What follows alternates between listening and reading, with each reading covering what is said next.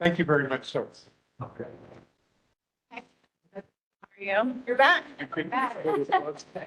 No, I turned it towards. Oh, can you feel it? No, but it Oh. doesn't matter.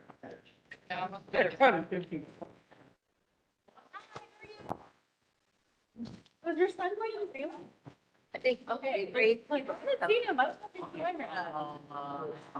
yeah. Well, I'm excited, but yeah, that's the whole main thing. So it's I'm excited that she gets. Kailua going in and the fire coming out. So it is. Right. There'll be no parking. That whole week.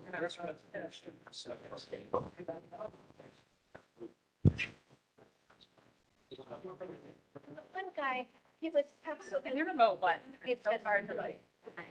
That is, that's What's going on? making a big. I know. If you can't. I'd like shut my phone if I'm. They'd be like. I put them, so I. So anybody in 51 can sign it, right? Anyone in 51 can sign it. All right, good luck. Hey, Tom. Would be 20.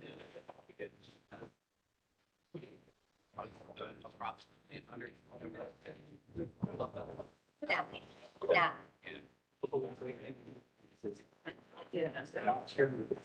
Yeah, that would. That would include the loop, but I'm. Really? Yeah.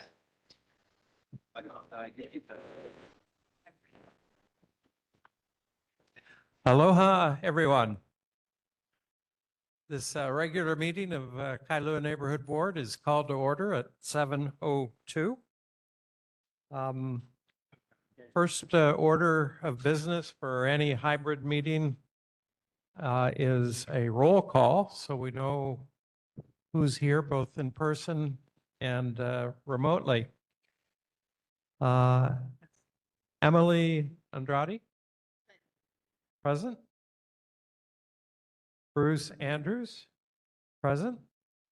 Jennifer Barra? Present. Anna Malia Kia? Present, Present remotely. remote. Kellyanne Kobayashi?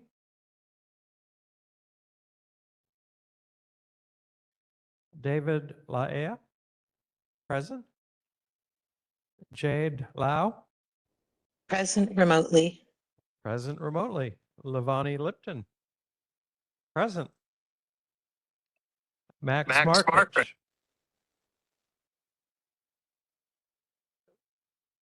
Kate Ryder? Present remotely.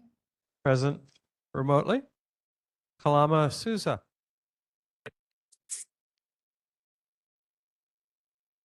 Valie Tomes? Present remotely. Present remotely. Steve Trecker? Present. Jeremy Truxon? Present. Evan Weber? Present. Gary Weller? Present. John White? Present, Chair. Present remotely. Donna Wong? Present. Present. And I'm here. So just a second call, Kellyanne Kobayashi. Max Markrich. Okay, we have 17 of 19 members present, 12 in person and 5 remotely. We have a quorum. We'll move on to announcements. The City and County of Honolulu Department of Environmental Services will be holding a public workshop to discuss the Green Recycling Organic Waste Pilot Program, otherwise known as GROW, that is set to start on Wednesday, April 1st. The Kailua Neighborhood Board will receive a 10-minute briefing on GROW at our April 2nd meeting. The purpose of this workshop is to go more into detail of the program along with the best management practices that the Department of ENV will be encouraging residents who have the curbside 3-cart system to follow. The workshop will be held on Friday, March 27th from 7 to 8 p.m. at Kailua Elementary School cafeteria.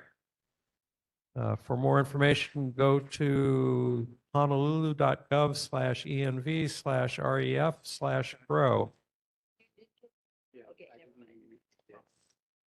There will be 2 5 and 10 kilometer runs this year, starting and ending at Kailua High School.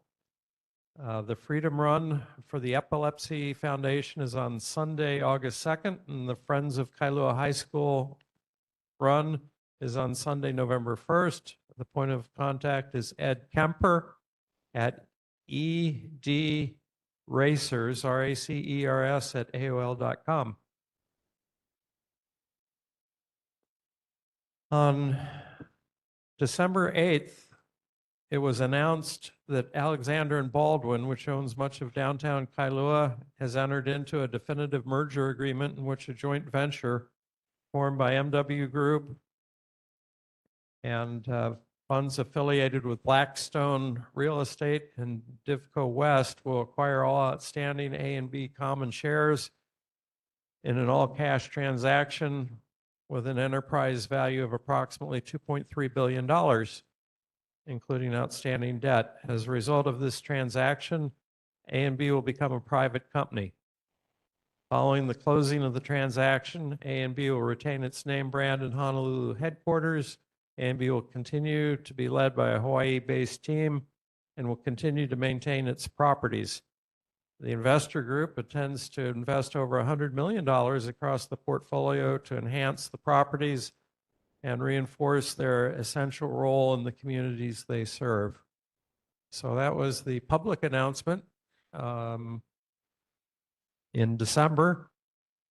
There really isn't much more to add to that other than awareness.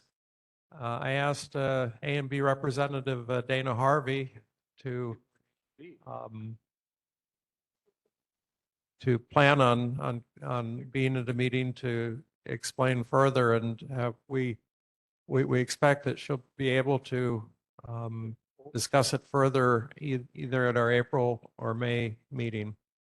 I think a lot of it's sensitive until it closes. The City and County of Honolulu and Hawaii Food Bank are partnering up to fight against hunger. Neighborhood Assistant Melissa will be collecting donated canned goods at the next neighborhood board meeting on Thursday, April 2nd. So bring some canned goods to share for the food bank. The North Kalaheo Avenue Bridge near Kalaheo High School. There are going to be major repairs on the bridge lasting about 6 months, expected to start next month. And we're going to receive a further briefing on this, about 5-minute briefing as a subset of the mayor's report later on in the meeting. But this will be significant renovation work on the bridge structure. In the agendas that were mailed out, we had listed an executive committee meeting, which normally meets quarterly, January, April, July, and October, that we're going to try to sneak one in March, but we have a conflict and that will not happen. So the executive committee meeting is back to its normal date of April 9th.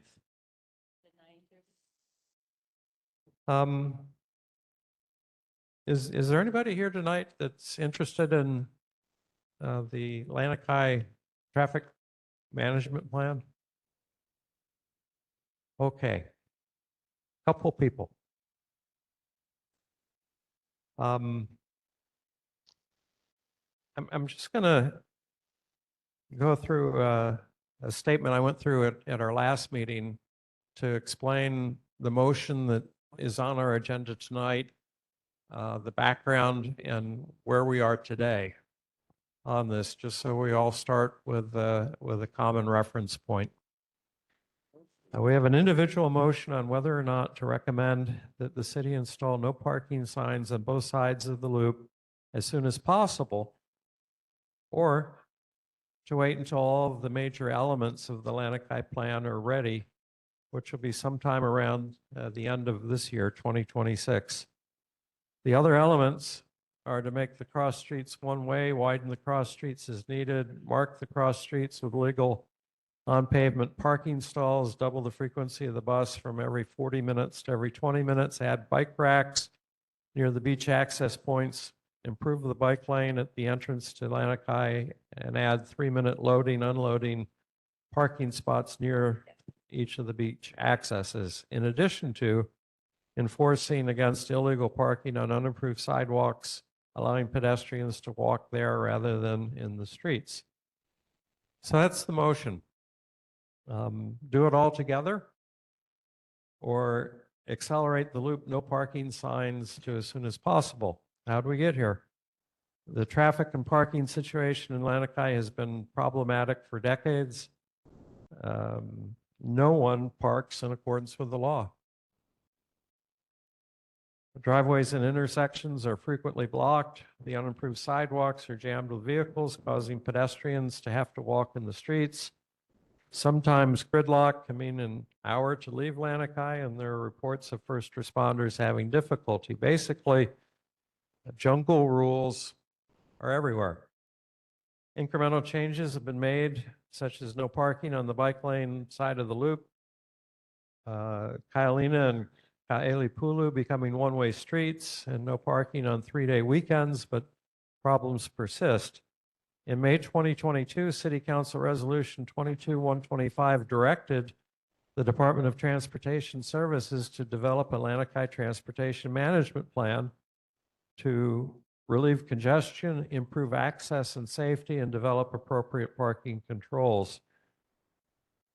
Nearly 2 years later, in February 2024, DTS issued a draft plan for public comment. The Kailua Neighborhood Board held special meetings and approved 11 pages of comments and recommendations. The Lanikai Association also submitted their thoughts, as did 188 residents, 187 of whom are Kailua 96734 residents. DTS considered all the input, and in June 2025, DTS issued a final plan. Elements include enforcing no parking in unimproved sidewalk areas, making the cross streets one-way and widened to provide marked on-pavement parking stalls, install bike racks at beach accesses, create 3-minute loading and unloading zones near beach accesses, and doubling the frequency of the bus from every 40 minutes to every 20 minutes, especially in peak periods between 10 a.m. and 4 p.m. At our December meeting to discuss the implementation timeline, DTS said they could accomplish signage, stall marking, and street widening by around the end of 2026 for $500,000. I encouraged them to ask for more funds to include bike racks, unloading zones, and increased bus frequency at the same time to increase the chances for success. At a committee meeting last month, Councilmember Esther Keon indicated she would support an additional $200,000 in the upcoming budget discussions. DTS also said they could use unspent current year funds to accelerate the no parking signs on the loop if that's what the community wants. The input they had received was 50-50, and our task is to see if there is a community consensus to do that or not. And that's what tonight's motion is that will be considered. No parking on the loop ASAP, or wait until the cross streets and other aspects are ready about the end of the year. And so I hope this clarifies where we are and what tonight's meeting will consider in terms of the motion on the agenda. I don't have any other announcements. Any other board members have announcements for this evening? Evan Weber. Aloha. It pains me to that this is the second time that I've made such a similar announcement in less than 6 months, but I wanted to take a moment to acknowledge the loss of a member of the Kailua Waterman community who passed away this Monday, Karel Tresnick Jr. He was one of my brothers in the Lanikai Canoe Club, and it's objective to say that he was one of the most storied and accomplished people to ever sit inside of a va'a. He was a 7-time champion of the Molokai solo crossing and multiple champion of Molokai Hoi, and for a lot of us was really exemplified what the sport of paddling is all about in terms of being there for your fellow paddlers and excelling not just alone but together. And so just wanted to take a moment to honor his life and loss, and for anyone who's grieving or struggling out there, acknowledge you too. And if people are going through stuff, please reach out to people in your community. And also, if you have people who are struggling, please don't forget to check in on them as well. So if you'll just join me in a brief moment of silence. Mahalo.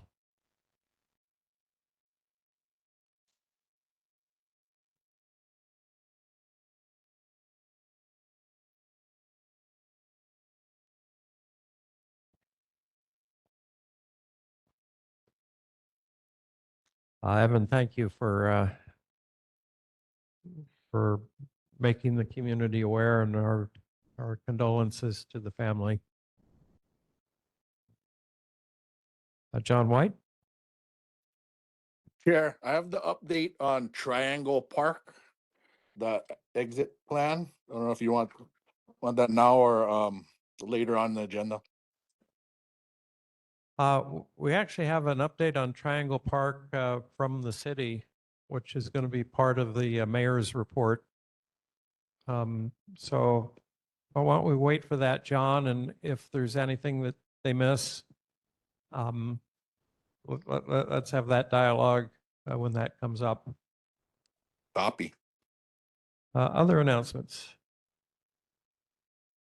Any announcements from the audience? Yes, sir.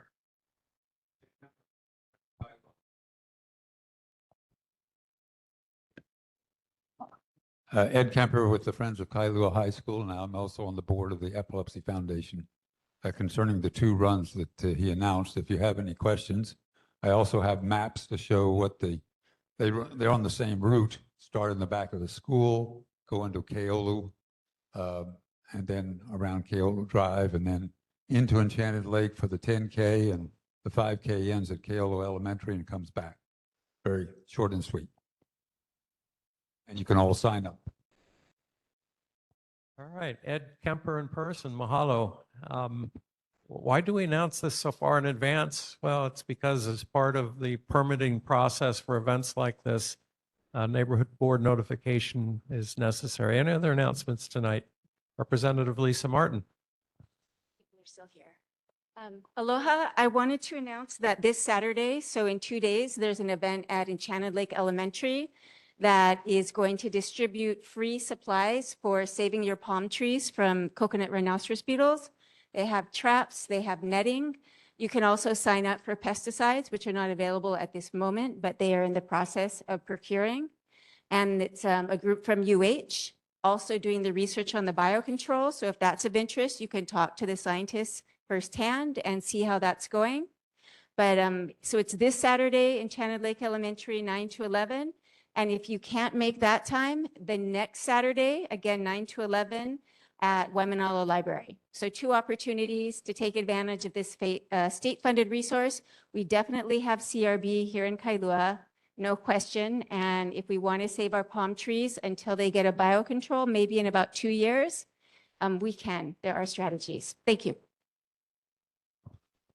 All right, mahalo. Next order of business are reports from HPD, HFD, and Ocean Safety. We'll start with Honolulu Police Department.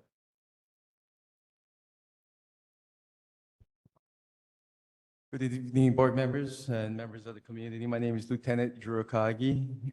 With me is Sergeant Michael Kretko. Online is Officer Jared Atkins, and he will present the stats for you folks tonight.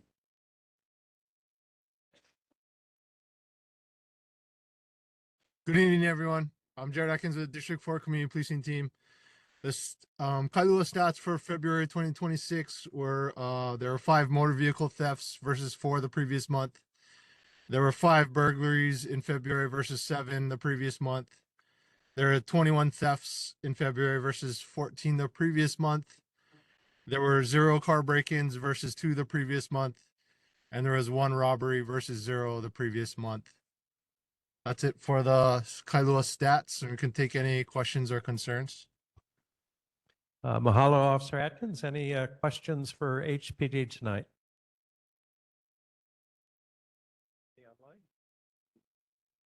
Yes, sir. If you could use the microphone. Good evening. My wife and I reported a chronic noise disturbance to the Honolulu Police Department several times over the last 6 months. And on one occasion, the responding police officer told us that the HPD has no way of measuring noise level violations. And so I just had a few questions about that. My first question was, does the HPD have plans to acquire some means to measure noise levels objectively in the future? If not, why not?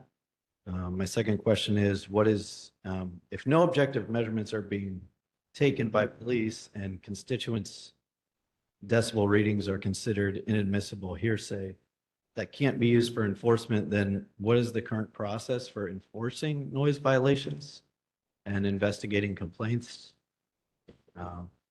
That's it. Thank you. So we look at what is reasonable for the community. And if it's something late at night and it's totally unreasonable and you don't get the satisfactory service from the officer that comes to your residence, by all means, ask for a supervisor. Sergeant Kretko or myself will respond and address your concerns and look at it and see what needs to be done. Absolutely. We can talk more. Yeah, absolutely. Not a problem. Yeah, there are noise standards for mopeds. There are noise standards for audio equipment from moving vehicles. If you hear the audio from the vehicle more than 20 feet away, it is in violation. But there are additional measures. The measurement of the moped noise is measured at safety checks. They've not yet implemented that for motorcycles. So it is a little bit of a hodgepodge. Are there other questions tonight for HPD? Yes, sir. Oh, go ahead. Hey, thank you. Sorry, I had a quick question. I'm looking for some help or advice on, there is a houseless person that lives in the dugout at Kailua District Park on the Time side of the park, and softball season just started, and the person has basically just lives there, and I think you probably know who I'm talking about. Is there something that can be done to have that person go elsewhere? I'm not being like insensitive about it, but the person has like open wounds and treats the wounds in the dugout and does it all the time, and the kids are there, and actually has started somewhat heckling the kids because they've been trying to pick weeds out of the infield to make it nicer so they can play. So just a question on, other than calling 911 every time, is there something that can be done proactively to address that? LT, I can take this on. Hey, sir, so community policing team, we handle the homeless, and so we'll go and try to offer outreach to this person and see what we can do to encourage this person to not stay there. And we'll head out there tomorrow to check it out. Yeah, and I think it's been a recurring thing, so I didn't know if there was a permanent solution on, that may be a stretch to say permanent solution, but yeah, there's different things we can do, but yeah, we'll work on it tomorrow and try and see what we can do. Yeah, we'll get on it and we'll offer, try and get the person help, see if we get, we have the whole new program. Maybe we can get that person into one of those programs, and if not, we'll have ways to address it. We'll look into it. All right, other questions for HPD tonight? Online? Okay, mahalo. Stay safe. Honolulu Fire Department.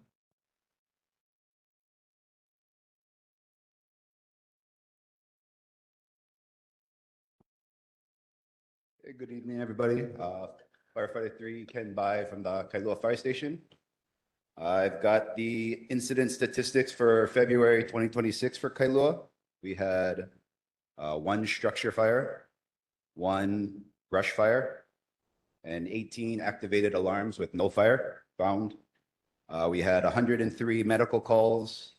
We had 7 motor vehicle collisions, and we had 4 mountain rescues. As far as the fire safety tip for this month, it's smoke alarms. So just they should be installed in every bedroom and outside each separate sleeping area, such as hallways or on each level of the home.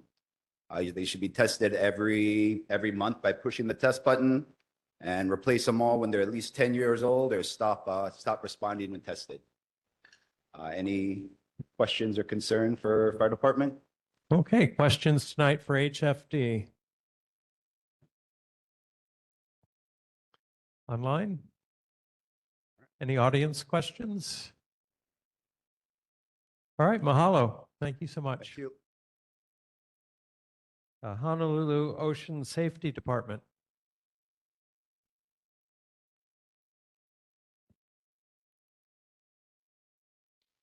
Aloha board members and community members. My name is Tanner Williams with the Honolulu City and County Ocean Safety Division. I'd like to briefly report on District 2 operations for February. District 2 covers the coastlines from Sandy Beach through the Kailua and Kalama area. During the month, lifeguards responded to 16 notable incidences, including 2 near drownings near Holona Blowhole, and several ocean-related rescues, including a paddleboarders in the Mokulua area, near the Mokulua Islands, who were unable to return to shore. We've also responded to a medical emergency. A seizure came in as a drowning at Kalama Beach, an allergic reaction at Bellows. Overall, District 2 beaches saw 102,000 visitors in February. Lifeguards performed 13,735 preventative actions, provided 1,150 first aids, made 21,477 public safety contacts, and conducted 101 rescues. Other than that, that's it for Honolulu Ocean Safety. If anyone has any other questions or concerns. Questions tonight for Honolulu Ocean Safety Department? Questions online? Any audience questions?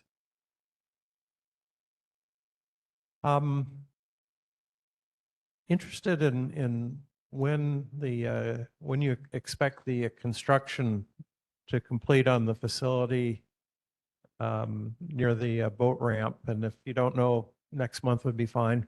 The last meeting I went to, they were saying September. So, September. yeah. Okay. Well, good luck with that. Mahalo. Mahalo. Okay, we move on to board business motions. Normally, this is the time when we would consider committee motions, and individual motions are later on in the meeting. And but given the large amount of interest, we're going to move to the head of the list here, the individual motion requesting the Department of Transportation Services begin implementation of the Lanikai Transportation Management Plan. At the December 4th Neighborhood Board meeting, Department of Transportation Services explained their implementation plan for the Lanikai Transportation Management Plan. Using fiscal year 27 funding, which starts on July 1st, 2026, DTS would install no parking anytime signage on the loop drives and make all cross streets one way with marked parking spaces on the pavement, which would also involve widening some of the streets as necessary to achieve a minimum width of 18 feet. With the cross streets prepared, DTS would also simultaneously implement no parking 10 a.m. to 4 p.m. signs in Lanikai. DTS will not implement no parking 10 to 4 until parking is converted from unimproved sidewalks to legal on pavement parking. DTS offered as an alternative installing no parking anytime signage on the loop as soon as possible using fiscal 26 funding, but that would be without the no parking 10 to 4. And to do that in advance of the other measures in fiscal 27, support for all the other aspects of the Lanikai Transportation Management Plan, doubling the bus frequency, unloading spaces, bike racks, et cetera, was reiterated. DTS asked if there is a community preference between implementing all of the major measures at once in late 2026 or installing the no parking signs on the loop as soon as possible while waiting for the other measures. The Kailua Neighborhood Board hereby requests that DTS install the no parking anytime signage on the Lanikai Loop streets, Alapapa and Mokulua. This is currently a dangerous roadway and a continuing safety concern for residents. Who would like to make this motion? Chair, this is my motion as the Transportation Committee Chair. I was the one that at the meeting listened to the feedback of all the individuals that showed up to the committee meeting in January as per requested by DTS in December. And so I would like to make the motion. The Kailua Neighborhood Board hereby requests that DTS install the no parking anytime signage on the Lanikai Loop streets, Alapapa, Mokulua. This is currently a dangerous roadway and a continuing safety concern for residents, as expressed by those residents. All right, is there a second? Steve Trecker. All right, the motion is on the floor and open for discussion. I would like to take community input first, but I'd also like to recognize that we received over an hour of testimony at our December meeting and over an hour of testimony at our February meeting. Could I see a show of hands of people who intend to comment on this motion this evening? 2, 4, 6, 8, 12. Okay, about 15 or so. I'm going to amend our normal rules and instead adopt the city council's normal rules for public testimony, which is 1 minute per person. And we have a timer. After a minute, the timer will go beep, beep, beep. And when you hear that, please use that as your signal to wrap up. Please use the microphone so that all can hear, and especially also that the recording on Olelo can pick up your comments, questions, and concerns. You're welcome to form a line by the microphone if you wish to comment on this motion. Yes, ma'am. Hey, Chair. We've heard testimony several times for individuals. Are we gonna is it, I guess, that provide testimony at every meeting separately, or is there a cap of testimony one time per? It's one of the tenets of the neighborhood board that the public is always encouraged to comment on motions, and usually it's done in advance of board comment. Well, this is the third time we've had discuss this issue, right? Use your microphone. Full testimony. There are people here who were not at the December or the February meeting, so this is an important part of the process. I would also note that additionally, we've received 118 pieces of written testimony, which are published on our meeting materials site. In fact, I'll summarize the box score. 18 are in favor of putting up the loop signs first. 14 are in favor of putting up the loop signs once the cross streets are ready to support. 66 do not like the concept of any parking bans, and 22 had other comments or in support of the plan, but did not specify between early signs or signs together with the others. So that's the testimony we've received, and I think most members have diligently reviewed it, and but we have to run in due course. So- Chair, I'd like to request that we remind the people speaking that the motion on the table is early installment or wait for the plan installment. We are not entertaining commentary on the like or dislike of the overall plan. Well, that's what the motion is. We will entertain any comment that anyone wishes to make, but let's be respectful of the time involved. Lavani Lipton? I have a clarifying question for you, Chair, or for Jade. Is there funding already secured for the other measures, or is it just to fund the? Yeah, the other measures are part of fiscal 27, which the city council is working on. DTS has already submitted their request for 500,000 starting July 1st. That would do the major elements that they described in December. The additional stuff that we've discussed would go beyond that. It would be up to the city council to support the $500,000 request or to put additional funding in. Councilmember Kiana has been a strong advocate of let's get the problem solved, and has indicated to our committee a willingness to supplement that with another 200,000. But that all has to go through the city council process of approving the budget, so it's imminent, but fully expected for the fiscal year beginning on July 1st. Any other? Okay, I'll take John White. Go ahead, John. Thank you, Chair. I'm speaking for residents that couldn't be there tonight. One, if the vote is to wait, just imagine how much chaos it's going to be widening all those streets. Keep that in mind, guys.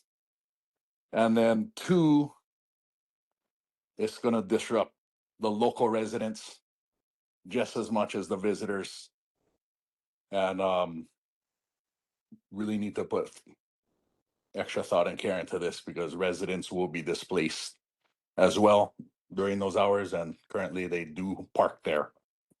Other than that, I'll save my comments for later for board member comments. Thank you.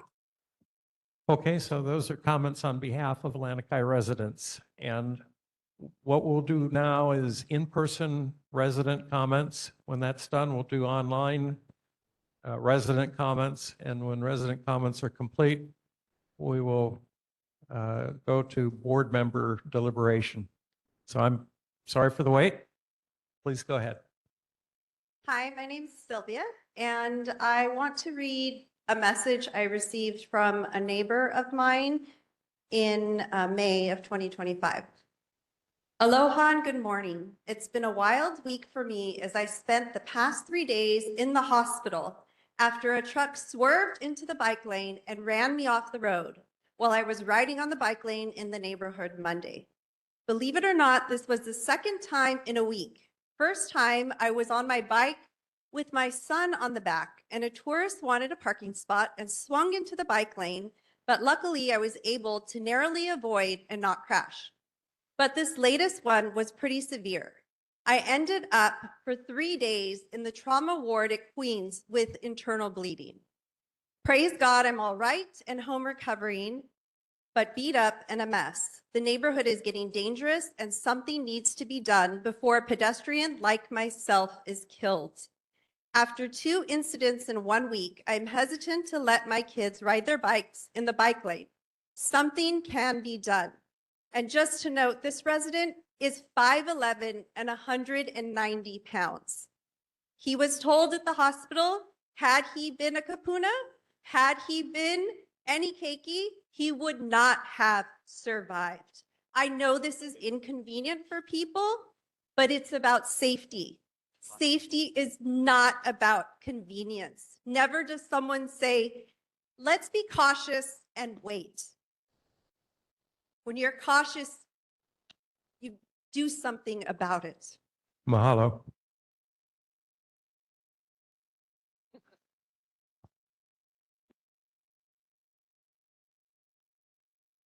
When the alarm goes off signaling that a minute has elapsed, please expeditiously go into wrap up. Thank you. Hey, my name is Brian Smith. I'm basically going to condense my longer speech to 1 minute in my head, try to anyway.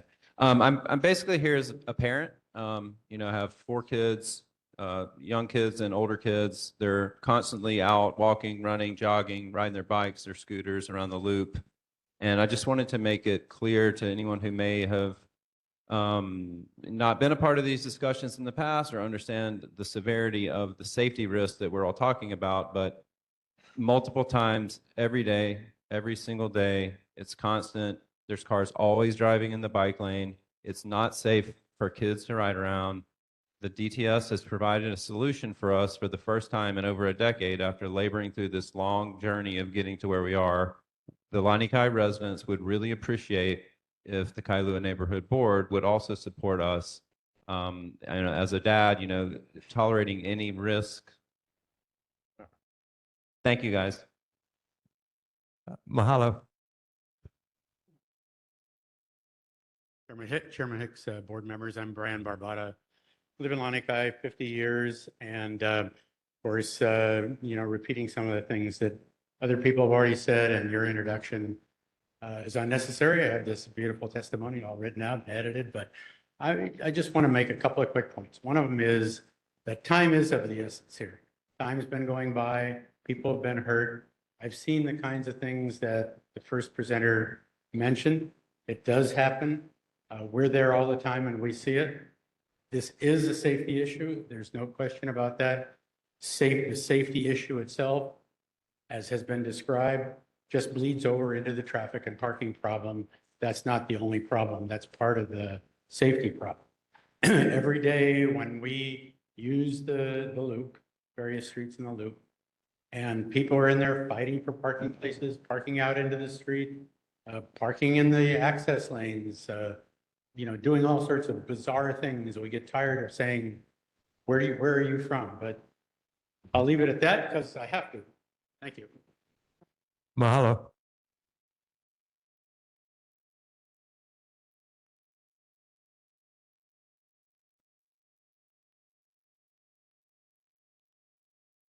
Good evening. I would like to say my opinion regarding the loop in Lanikai. It's not about accommodating cars and ease of parking. It's all about health and safety. Lanikai needs no parking anytime on both sides of Alapapa Drive and Mokulua Drive. Above all, the most important aspect should be the health and safety of all the residents and visitors that Lanikai neighborhood has. Anyway. Lanikai neighborhood has only Alapapa Drive entering the neighborhood and Mokulua Drive exiting the neighborhood. Lanikai is a cul-de-sac, only one way in, one way out. The situation should be addressed immediately. A simple solution to the problem has been in place over 30 years on Kalaheo Avenue, which has no parking anytime, both sides of the street, all the way from the traffic circle to Kapu for Kahias. There's no parking. Actually, there's no parking all the way to the H3 freeway past them, but that's another story. Thank you for listening. Mahalo. Hi, good evening. My name is Deborah. I am an RN, and the health and safety issues, I agree with the prior speakers that this is a huge safety issue, the ingress and egress to that very small, dense community with the amount of traffic there. We should be doing immediately everything we can to ameliorate the situation so that EMS can get in there faster and get out. That's all I have to say. So please, we should do the no parking around the loop ASAP. Thank you. Mahalo. My name is Michael Gross. I'm a resident of Lanikai. And as you know, on any given day, our giant cul-de-sac is overwhelmed with traffic, causing all sorts of unsafe, chaotic, and disruption in the community. This measure will go a long way towards bringing safety in our community and allowing residents to come in and out. As you know, we're plagued with the same issues other people are plagued. We have children riding bikes. We have elder people who require care, people who pick up their kids, and they just can't get in and out of Lanikai in a timely fashion. So I urge you to support this measure. After 14 years of working on this with you, this will go a long way to help us. Thank you. Mahalo. Good evening. My name is Lance Tinsman. I don't live in Lanikai. And personally, I've been going there for about 15 years. I don't have an issue with shutting down the loop for traffic and putting the signs up immediately. I completely understand the concerns of the residents that do live in that neighborhood. But I would like to say that I think that there needs to be at least parking available to other residents of Kailua that want to go down there and bring paddle boards. And it's unrealistic to think that someone's going to go to a loading zone, unloading zone, drive off a paddle board, drive somewhere, get on a bus to come back or make the long walk. I think that there's got to be some sort of parking down there as well, if it's available. If it's not, sorry, you're out of luck. You've got to park on the side streets. But I hope that we're not getting to the point that we're just shutting down all the side streets to any parking at all. Because I think that would do a disservice to a lot of people that live in the community that don't necessarily can't afford to live in Lanikai proper. Thank you. Mahalo.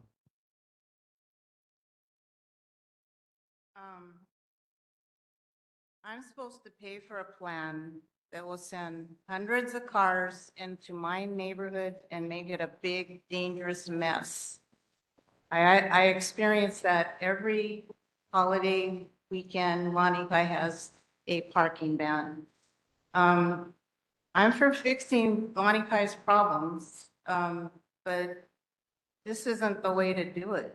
Where are all these hundreds of cars going to go? In the Kailua Beach Park, they're already dominating the boat ramp parking. And what's going to happen in summer with paddling? All those cars from paddling regattas, the overflow goes into my neighborhood already. So where are they going to park when all these hikers and beachgoers in Lanikai are in my neighborhood and Kailua Beach Park, all their lots and all along Kailua Road? This plan's going to fail. It's going to be a disaster. I don't know. You scrap the management plans. You need to scrap this parking plan and get management plans. Let's see what else my time's up. Mahalo. Aloha, my name is Mapuana D. Silva. I have been living in Kaʻoha for 75 years. I urge the neighborhood board to please pass this measure. We have an opportunity. The question is now or later, not if. We have an opportunity to make a good decision for now and hopefully prevent any serious accident that might happen. I would hate for you to postpone this and then us to have a serious accident that could have been avoided. Because it's just, the question is now or later. And I hope that you will vote now. Thank you very much. Mahalo. My name is Evan. I'm not a Lanikai resident. I live in Kailua. I've lived here my whole life. And I ride my kids into Lanikai every day on a bike. And when these parking bans go into effect, going around the loop, it makes it much, much more unsafe at the boat ramp. I almost get hit on my bike trying to get in and out of the boat ramp parking lot when these bans go into effect around the loop, because everybody parks in the boat ramp instead. Everybody starts parking in other places in Kailua instead of going into Lanikai, because everybody still goes to Lanikai. And so I have more unsafe situations going in Lanikai, more because of Amazon trucks than I do of tourists, even though I know the tourists are a problem. And I think that it going into effect right now would not be a good solution because it's just making it unsafe somewhere else. Thank you. Good point. Hi, my name is Noe. I just wanted to say, if your solution to the problem is parking, right? Take away parking, then why didn't you start with the illegal rocks, the boulders, and the greenery in front of Lanikai residents' homes? Today, I counted over 60 spaces in front of homes today that were blocked, blocking city parking. So why are we not doing our job to make sure that people are following the law? And you're letting the public suffer. Instead, you are part of the problem. This is a shame. Now, if you're standing here today and you approve of this plan, and you have blocks and rocks in front of your home preventing public parking, I want you to remember that you are a part of the problem. And you should sit with that. Thank you. Mahalo. Aloha, I'm Councilmember Esther Kia Aina. I'm not here to speak on the motion. I leave it to the community and the board. What I'd like to clarify is the proposal that many people had wanted, which was to have 10 to 4 parking on the loop as well as the side streets. And the reason being, the reason that could not be implemented is because the loop is unimproved sidewalks, which is why the city is proposing that we make improvements on the side streets to bring it up to speed. Quite frankly, the 3-day weekend holidays, the authority to provide for that is temporary in nature, and it is not solid. To do it on a permanent basis, you would require that it be improved all the way around. And the reason I'm saying this is whatever you determine, whether it be banned now or wait until July, it is not improbable that in the long run, I'm trying to give you hope for everybody, that the loop could be made up to par to legal standards and to have set aside hours.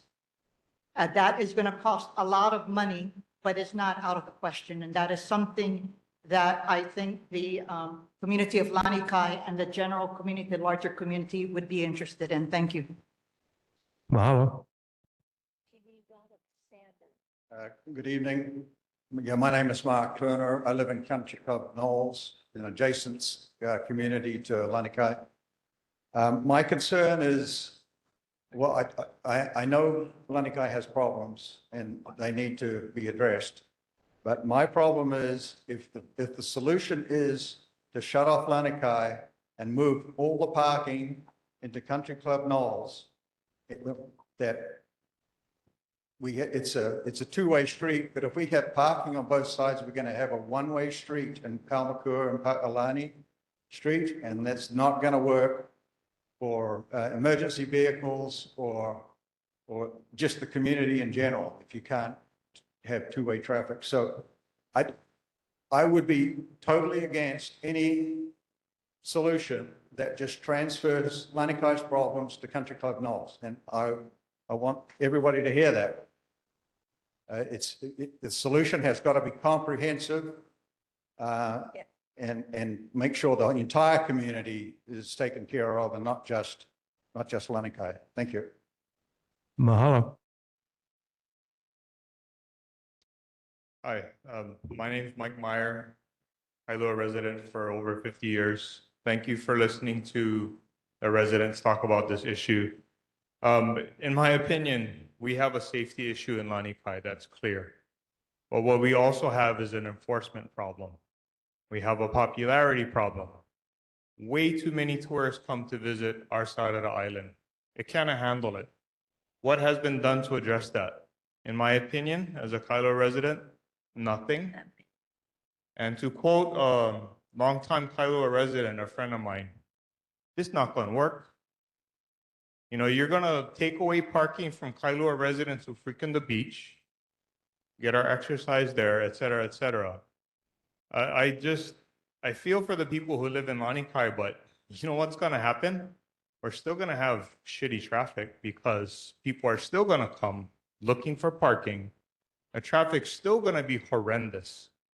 What is being done to address the number of people coming here? So as a resident, my right to park and use that beach is being restricted. And I don't appreciate that. I do not support this plan. And I would ask that maybe we consider having this as a temporary measure to see if it works before we make it permanent. I don't know if that's possible, but it's not going to work, you guys. Thank you. Mahalo. Dick Hagstrom. I've been a resident of Monica for over 53 years. And I've seen this come and go, but I fully approve of your proposal that's before you today. But what I want to address is the greater community. I disagree with the previous person who just spoke. We have gone through this many times, especially during COVID, and our people are resilient. They find places to park. They find places to do their business, and excuse me, if they feel that they're being encroached upon on the other areas, they should share the burden. We have shared this burden we have had the burden for many, many years, and it's time now to make a decision and get on with it. Thank you. Mahalo. Any other in-person residents that would like to address the motion? Okay, we're going to shift to community comments online. Anyone online? Yeah, are there any hands raised?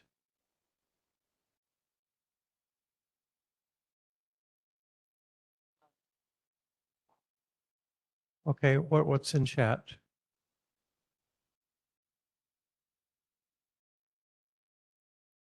If anyone online would like to provide comment, not board members, but residents, in chat, I'm sorry, online, you can raise your hand, and the button you would go to raise your hand is, I'm sorry, what does the button say for raising your hand? Raise hand, okay. Are there anybody? Okay, JP, go ahead. Hi, I also wrote my comment in the chat, but yeah, I also disagree, like one of the previous persons, with implementation of no parking on the loop, as well as in conjunction with no parking 10 to 4.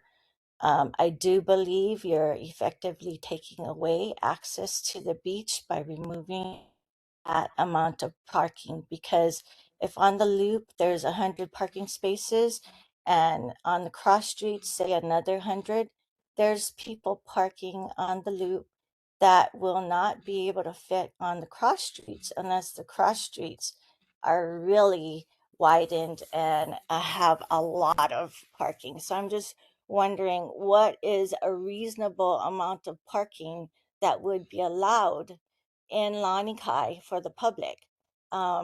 Because it seems unreasonable to me that from 10 to 4 p.m. there is no allowance for parking. And is that including the weekend?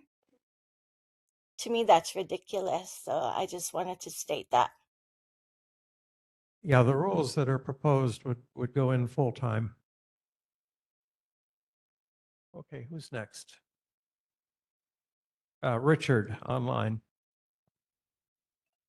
Thank you.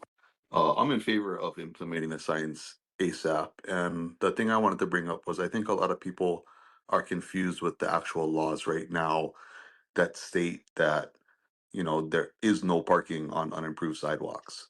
So whether you have boulders there or not, that's not a legal parking space. There aren't legal parking spaces in the loop as it is. It's just ignored.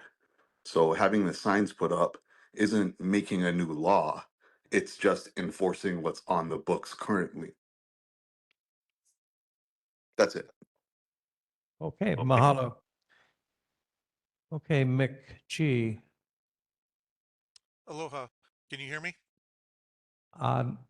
Not very loud. If you could speak up, please. Okay, sorry about that. How's this?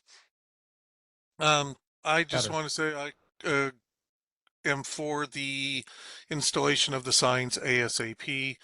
It's a safety issue, and there are daily close calls with kids and others using the bike lane as a pedestrian right away. With vehicles parked there, they're having to swerve into the traffic lanes, and there's a lot of close calls. And anyway, that's all I had to share. Appreciate it. Thank you. Okay, mahalo. Other community voices online. Okay, no one else has hands raised. Is there any summary of chat, Melissa? How many had chat comments? Okay, the people who talked. Okay. All right, well, good. We will now shift to board member comments. And since we're looking at online, we'll start with online. John White. All right, thank you, Chair. I made it known how I feel. My personal views. When I vote, I only vote on majority vote. No, everybody should always vote majority vote. We have a majority of opposition. But hey, it's said and done, guys. It's going to happen no matter what. It's now or is it later? I think we should wait. Me personally, I think we should wait.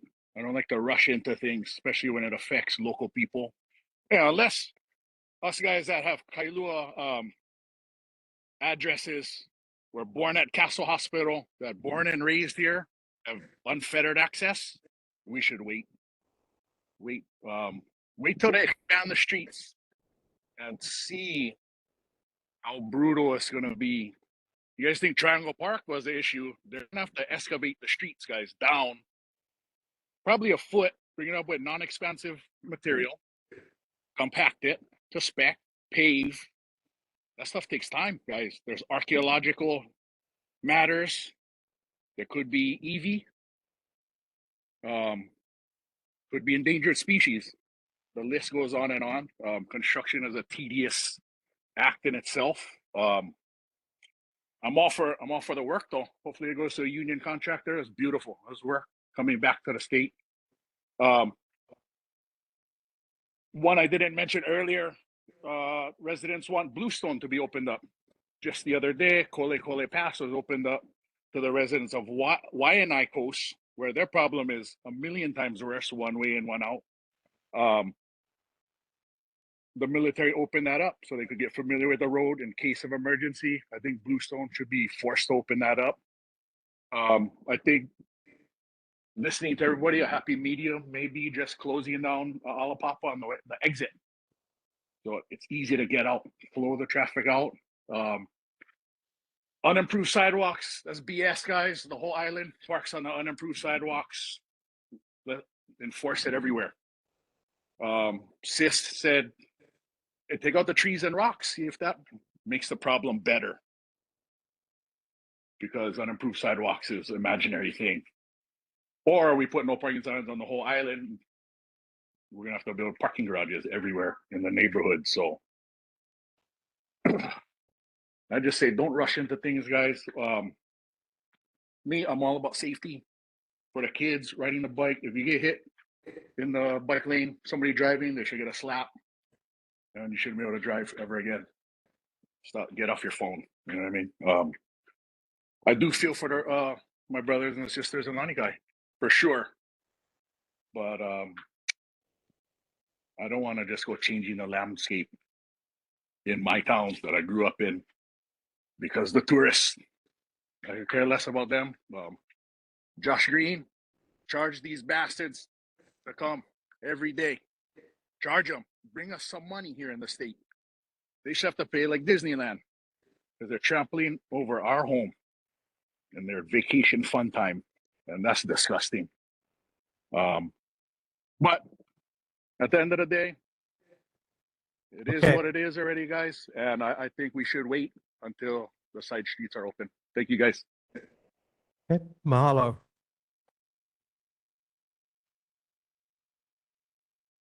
Jade Lau. Thank you, Chair. As the chair of the Transportation Committee, I have listened to residents from those that live in Lanikai, those that frequent Lanikai, and the conversation is one that not everybody is going to be happy. There's no 100% fix. So in lieu of 100% agreement, the first priority that everybody agrees on is safety. And again, this is not a if we do this, this is a when we do this. So I don't know who John was hearing, but it seemed to me it was overwhelmingly everybody that spoke wants those signs up as soon as possible. My personal experience, I drove through Lanikai and I stopped for somebody to load their car seat with their child in it in the car. It wasn't anybody trying to park, they were trying to leave, but the person behind me was so impatient. They went into the bike lane, almost hit a parent walking and a child on the bike because there was impatience to go around. So we have people that aren't paying attention and we have a congested area. Those no parking signs, personally, I think that overwhelmingly the residents and the visitors have spoken that we need to get started now as soon as possible. The other thing I want to say is I want to thank Richard, who just spoke prior to me and reminded everybody in this state or in this city and county, parking on unimproved sidewalks is not legal. Yes, we all do it somewhere around the island, but just because you can doesn't mean you should. And just because you get away with something today that's not legal doesn't mean that tomorrow you won't get a ticket. The law is the law and you take your risks. So moving rocks and trees, getting your permit from, DPP to have those there and get the exception, that's sort of a moot point at this because that's not legal parking anyway. Thank you. Mahalo. Are there any other board members online wishing to comment? Kate Ryder. Thank you, board. Thank you, Chair. I just wanted to clarify really quickly, Bluestone, people kind of think that Bluestone, you can drive your car like straight through and get out. You can't. There's a walking path that connects both like the Bluestone properties. And so, and it's also, that whole area is privately owned and privately maintained. So, you're just, I understand there is a lot of concern and there is much conversation happening to, in an emergency, how we can help people get out, but just as a side point. But to speak to the situation today, it's been really hard. I'm very conflicted. I hear from people saying, obviously things on both sides and good points on both sides. My experience has been, having spent time with my aunt in Bluestone, which is, very close to the edge of Lanikai, it's just as Jade explained, is I think it's kind of confusing because the bike lane's on one side and then the parking's on the other. And so it's kind of like, oh, how can the parking impact the bike lane? And I just have seen so many people just doing all sorts of crazy maneuvers in order to wait for a parking spot. And it's just, it's unsafe. And so I understand, I want access for everybody to the beach. But clearly people always do find ways to have access to the beach. And it's just really unfortunate that we've gotten to this situation with social media and tourism and everything. But this is just the reality of where we're at. And I just, and it's hard. This isn't an easy decision, but yeah. Okay, mahalo. Anyone else, any other board members online? Okay, in person, Steve Trecker.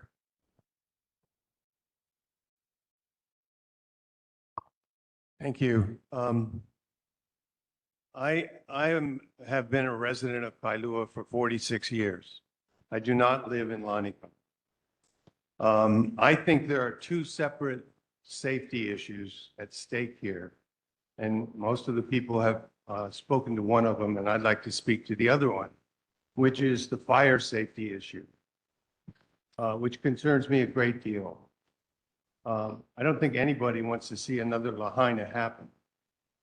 And actually, Lanikai is worse off than Lahaina, because in Lahaina, there were 2 or 3 or 4 ways to get out of that town, some of which were closed off during the fire. But in Lanikai, there's one, only one way in and one way out.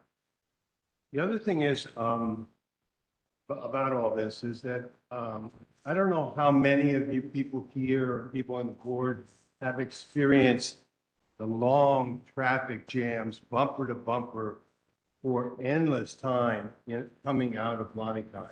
But I have. I've experienced that at least 10 or 20 times. And there have been times where it takes an hour to get out of Lanikai, and you're stuck bumper to bumper. And people are trying to get out, but they just sit there in their cars and can't get out and can't move, and it takes forever. And if you remember what happened in Lanikai, one of the biggest contributors to the fire was very strong winds that came up. And if you remember, about 2 weeks ago in Kailua, we had a similar episode, and it's not the first one. I've in 46 years, I've experienced it a lot. But there were very, very high winds hitting Lanikai and Kailua. And if a fire ever started anywhere in Lanikai and the winds were like that, it would be very, very tragic. So I think that, I would ordinarily kind of default or lean towards keeping the beaches open and doing everything we can to keep the beaches open, including Lanikai. But I think we have to take care of these safety problems first, in my view. We can't afford people getting injured or people getting killed or fires happening that kill people. Thank you. Mahalo. Gary Weller. I've been listening to this since 2008 on the board. I need to understand something, and I want you to tell me if this is true. If in fact you're not allowed to park on the unimproved sidewalk, there's no parking on the whole loop right now. Isn't that correct? So would the city be willing to put in curbs and sidewalks? Because it seems like this problem won't go away. been going on for all these years. And it's only going to get worse because my second question is to Lisa Martin. Lisa, when the project to improve the pillbox is done, how many more people is Lanikai going to get? Is she still here?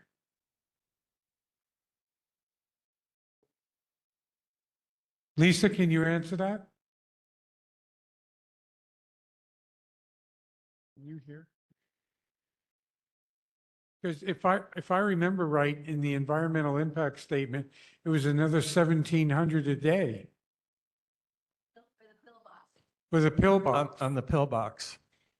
Because the improvements is going to allow folks my age to walk up there, because there's going to be steps to go all the way to the top.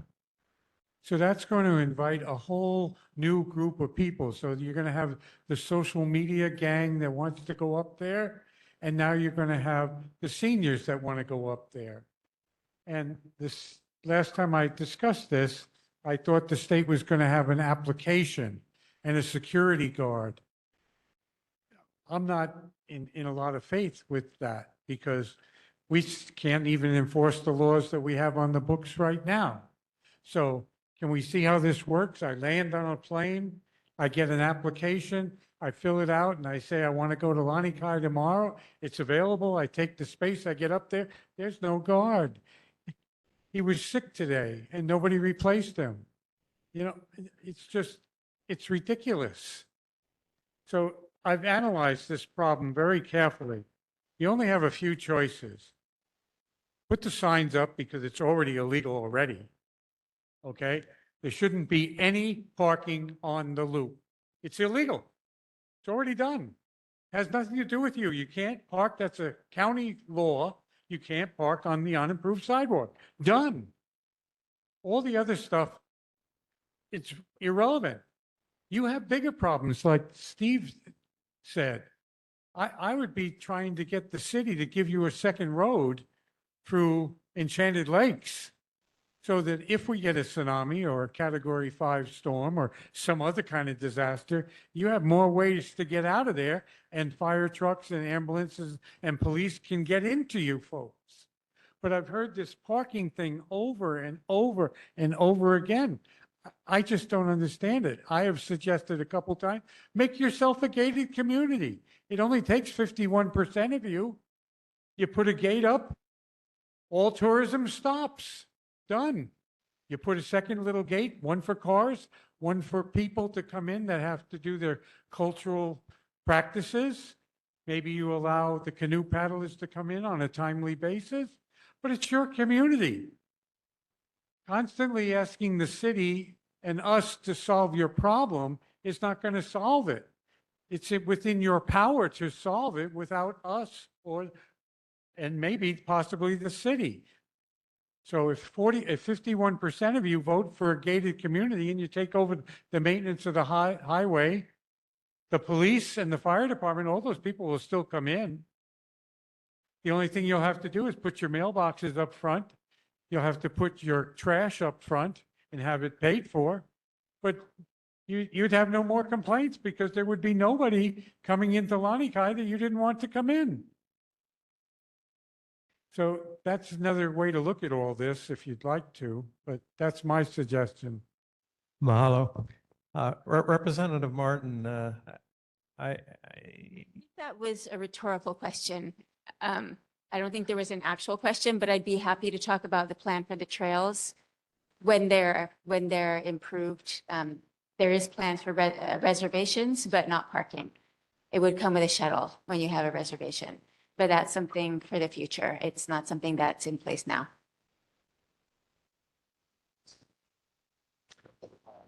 yeah, I mean, that was a key part of what DLNR was tasked to do. One, improvements to the trail and the resource to preserve it and make it safer.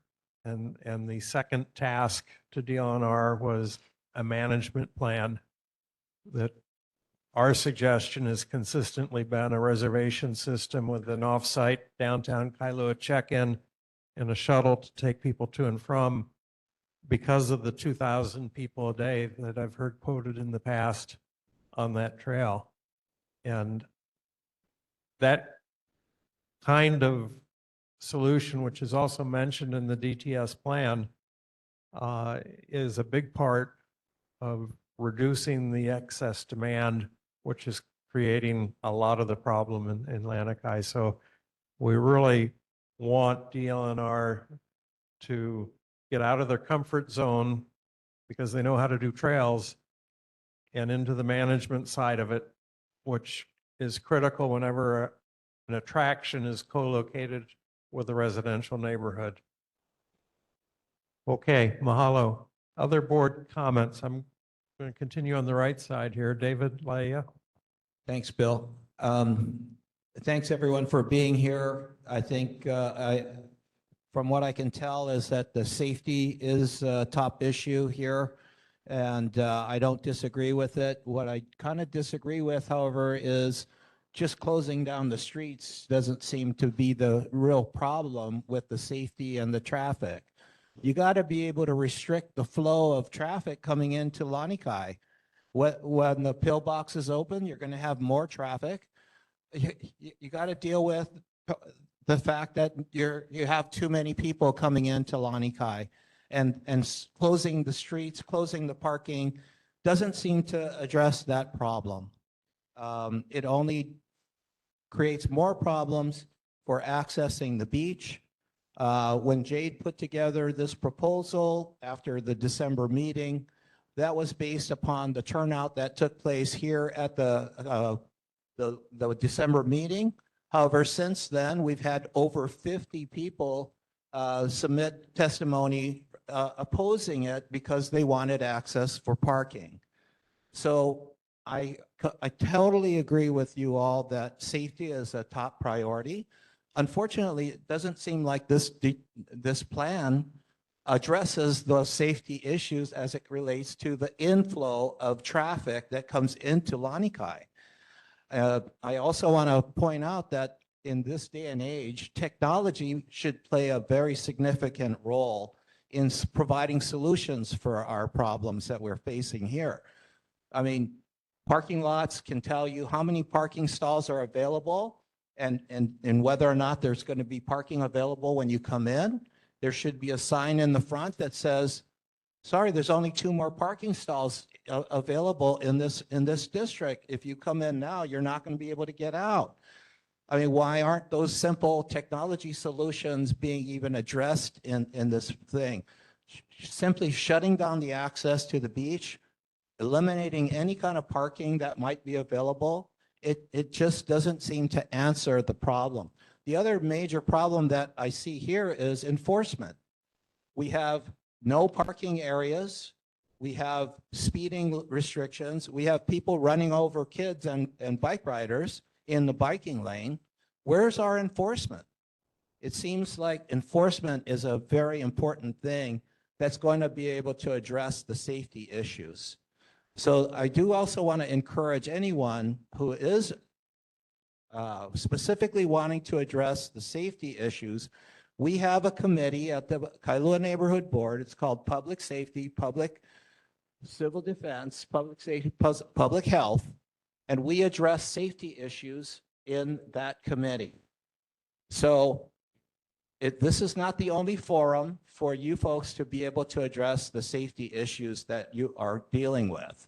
And I think that if you were able to come to these subcommittee meetings, participate, and get your voices heard, those voices will be brought forward with some specific things that address safety.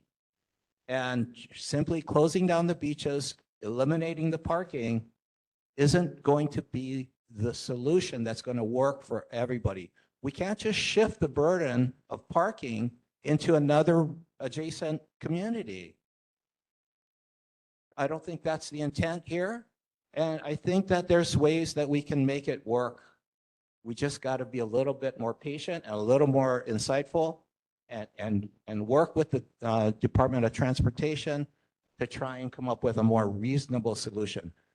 But it also has to include enforcement. So that's my opinion. It's just too early for me personally to go forward with approving this proposal at this time, because I think that there's a lot of really good solutions out there that were not yet addressed. Mahalo. Levani Lipton.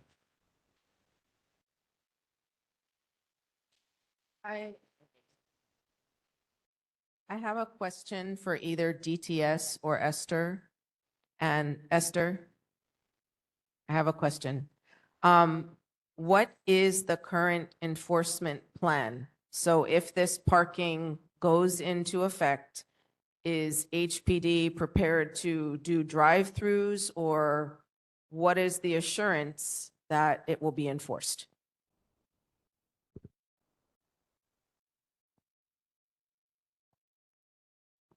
I don't know if I could adequately answer it, but the difference is this: if there's a car parked there, it needs to be, for me, it needs to be ticketed or towed.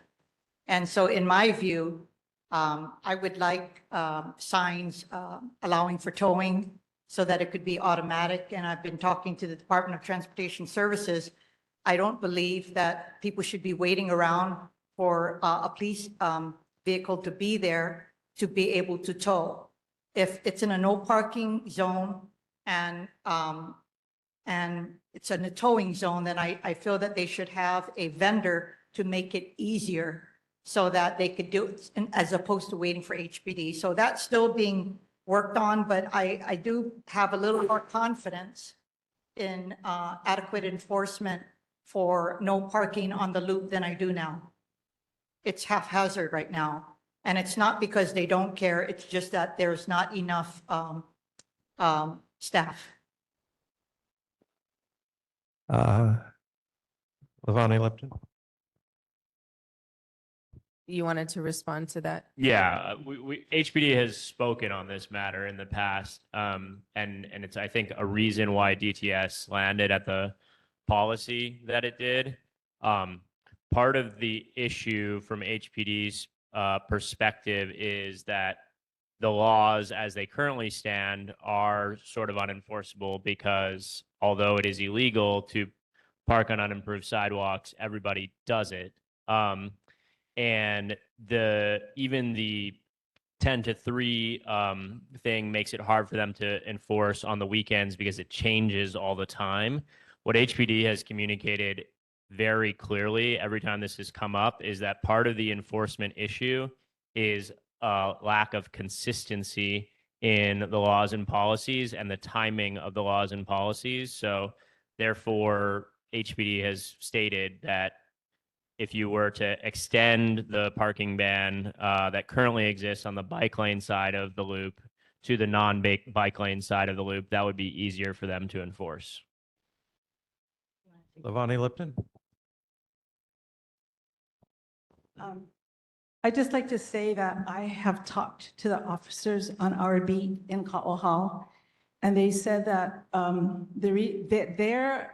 they support no parking on the loop and the striping of the parking on the side streets, because if the signs are clear and the striping is clear, then they can ticket and tow.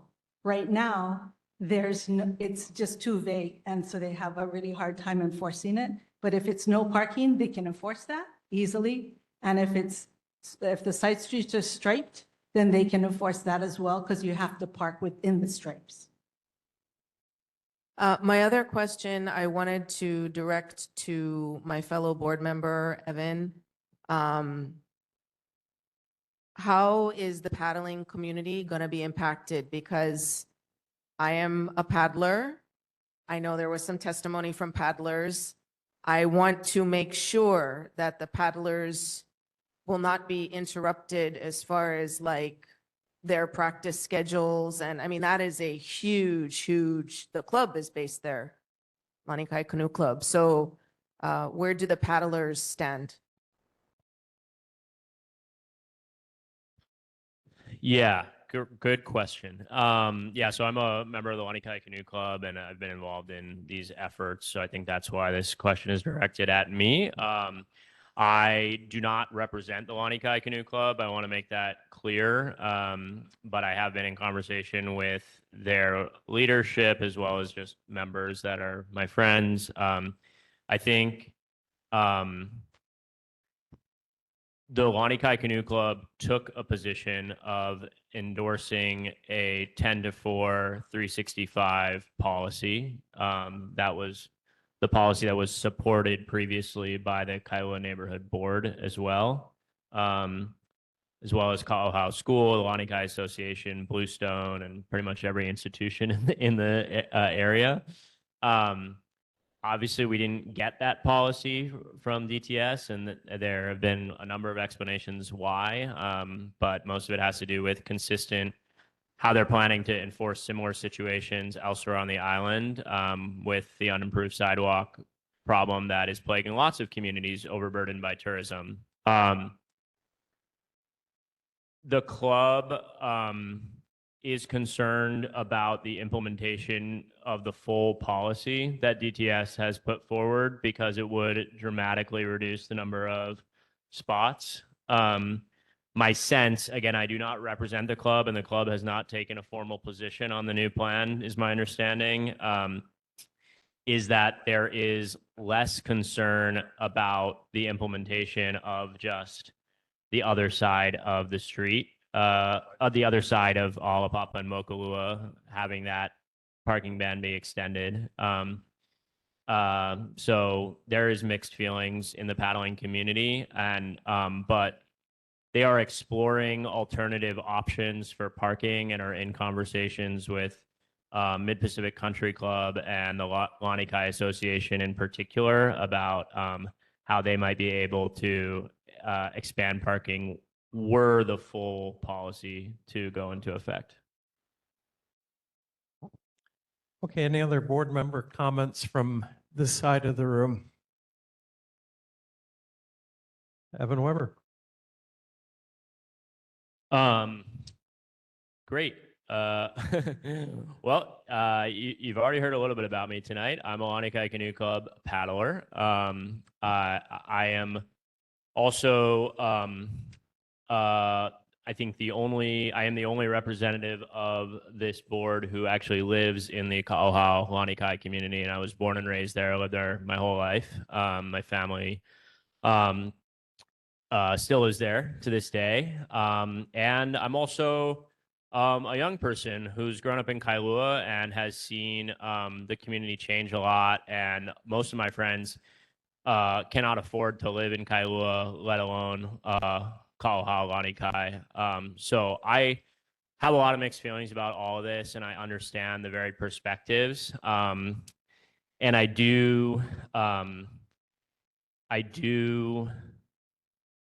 guess what I want to say is there have been a lot of emotions that have come from every side of this conversation because there are kind of a lot of things that are tied up in it. There is cultural access. There's access to the beach and water sports. There's the rising cost of land and land speculation and wealth inequality and what that does to who can access a community or not. Or who can afford property there. And there's a lot that is tied up in all this for a lot of people. What I want to say is that we do not have an opportunity to solve all of those very big problems tonight. What we do have an opportunity to address, like a lot of people have stated, is health and safety. And I am here to say from firsthand experience that public policy can save lives. On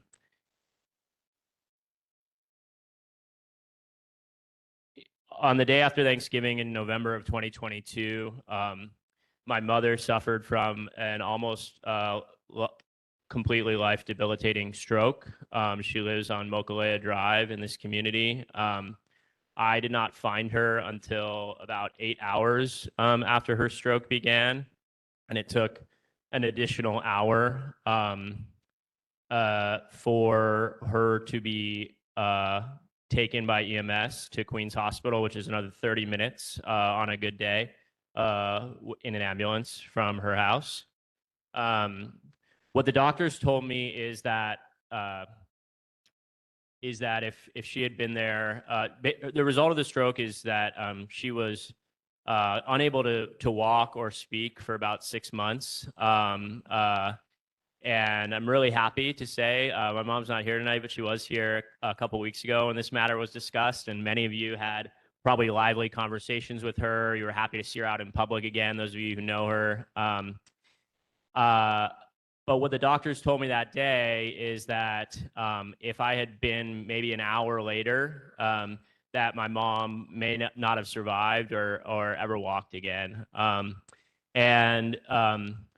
The reason that the ambulances were likely able to get through in still the hour and a half that it took them to take my mom to the hospital was because it was the day after Thanksgiving and the 3-day weekend policy was in place, and EMS was able to access my mother's house easily and in the speed that it required to probably save her life. So for me, that's what this issue is about. We have an opportunity as a board tonight to take action to save lives. And we are not, the resolution is very simple. It says, do we want to recommend that the other half of a street where parking is already banned, parking is also banned on that street? The resolution tonight does not endorse the full DTS plan that they put forward. I'll be honest that I have reservations about that full plan. I think that a lot of the concerns that have been raised about it and are very valid. And the Kailua Neighborhood Board has never taken a position endorsing that full plan. And we are not doing that on this vote tonight. We are simply saying, do we support extending a parking ban to the other side of the street?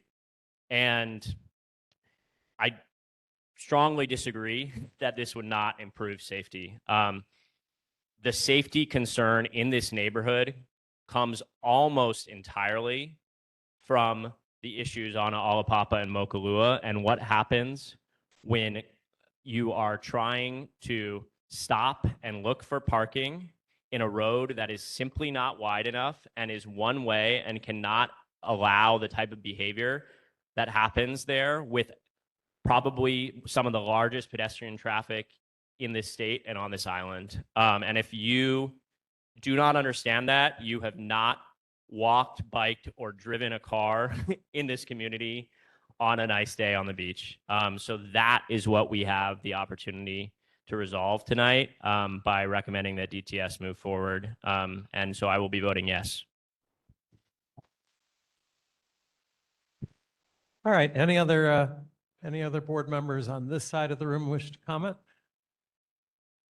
All right, shifting to the other side. Jennifer Barra. Thanks. So the board did vote in April of 2024 on a plan. It wasn't the final plan, but I wasn't on the board then. So I didn't get a say in what went into that plan. So I get to speak my piece now since I'm a new board member. I'm against restricting parking for residents. I think beach access is very important. And I don't think that DTS, I think they dropped the ball. If you look at the, you noted when you started talking about this issue that there was 188 comments provided to DTS. Only one of the 188 respondents lived outside of the zip code, but what you didn't say is that most 90% live in Lanikai. So what tells me that is that DTS did not, seeing that, knowing that Lanikai is a beach for residents of Oahu, especially Kailua, I think they dropped the ball not getting more input from Kailua residents about Lanikai. That's not representational of people that go to Lanikai. I'm one of those uninformed residents that didn't know about it when you guys voted in 2024. So I want to put that on the table. I also think that this is going to move the problem to the Knowles neighborhood and beyond. And we're going to have this, we're going to be right back here discussing now another plan to try to help them. And I don't think this is a management plan. I think this is just a way for, I don't know. I mean, it's not a plan. It's just restricting parking. So I'll be voting no. All right, any other board members this side of the room? Emily? Yeah. So similar to Jennifer, I have not been on the board very long. Everybody I spoke to didn't know about the plan, which kind of emphasizes the same concerns. I have spent a lot of time in Lani Kai. And I think this is an emergency management issue, and it should be looked at from an emergency management perspective. And I'm also unclear if there's funding for the actual project July 1. And so to me, if there isn't, it's just putting up signs now. Yes, we're reinforcing laws that are already existent. But if there's not funding for a project July 1, I would just prefer it all to happen all at once, because then we know it's actually going to happen rather than one piece at a time. So I'll be voting no as well. Anyone else this side of the room?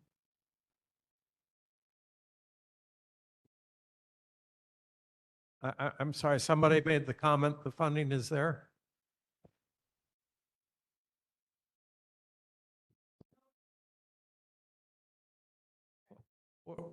Well, I think technically, Esther, please correct me if I'm wrong, but I think technically DTS put the request in for fiscal 27 funding.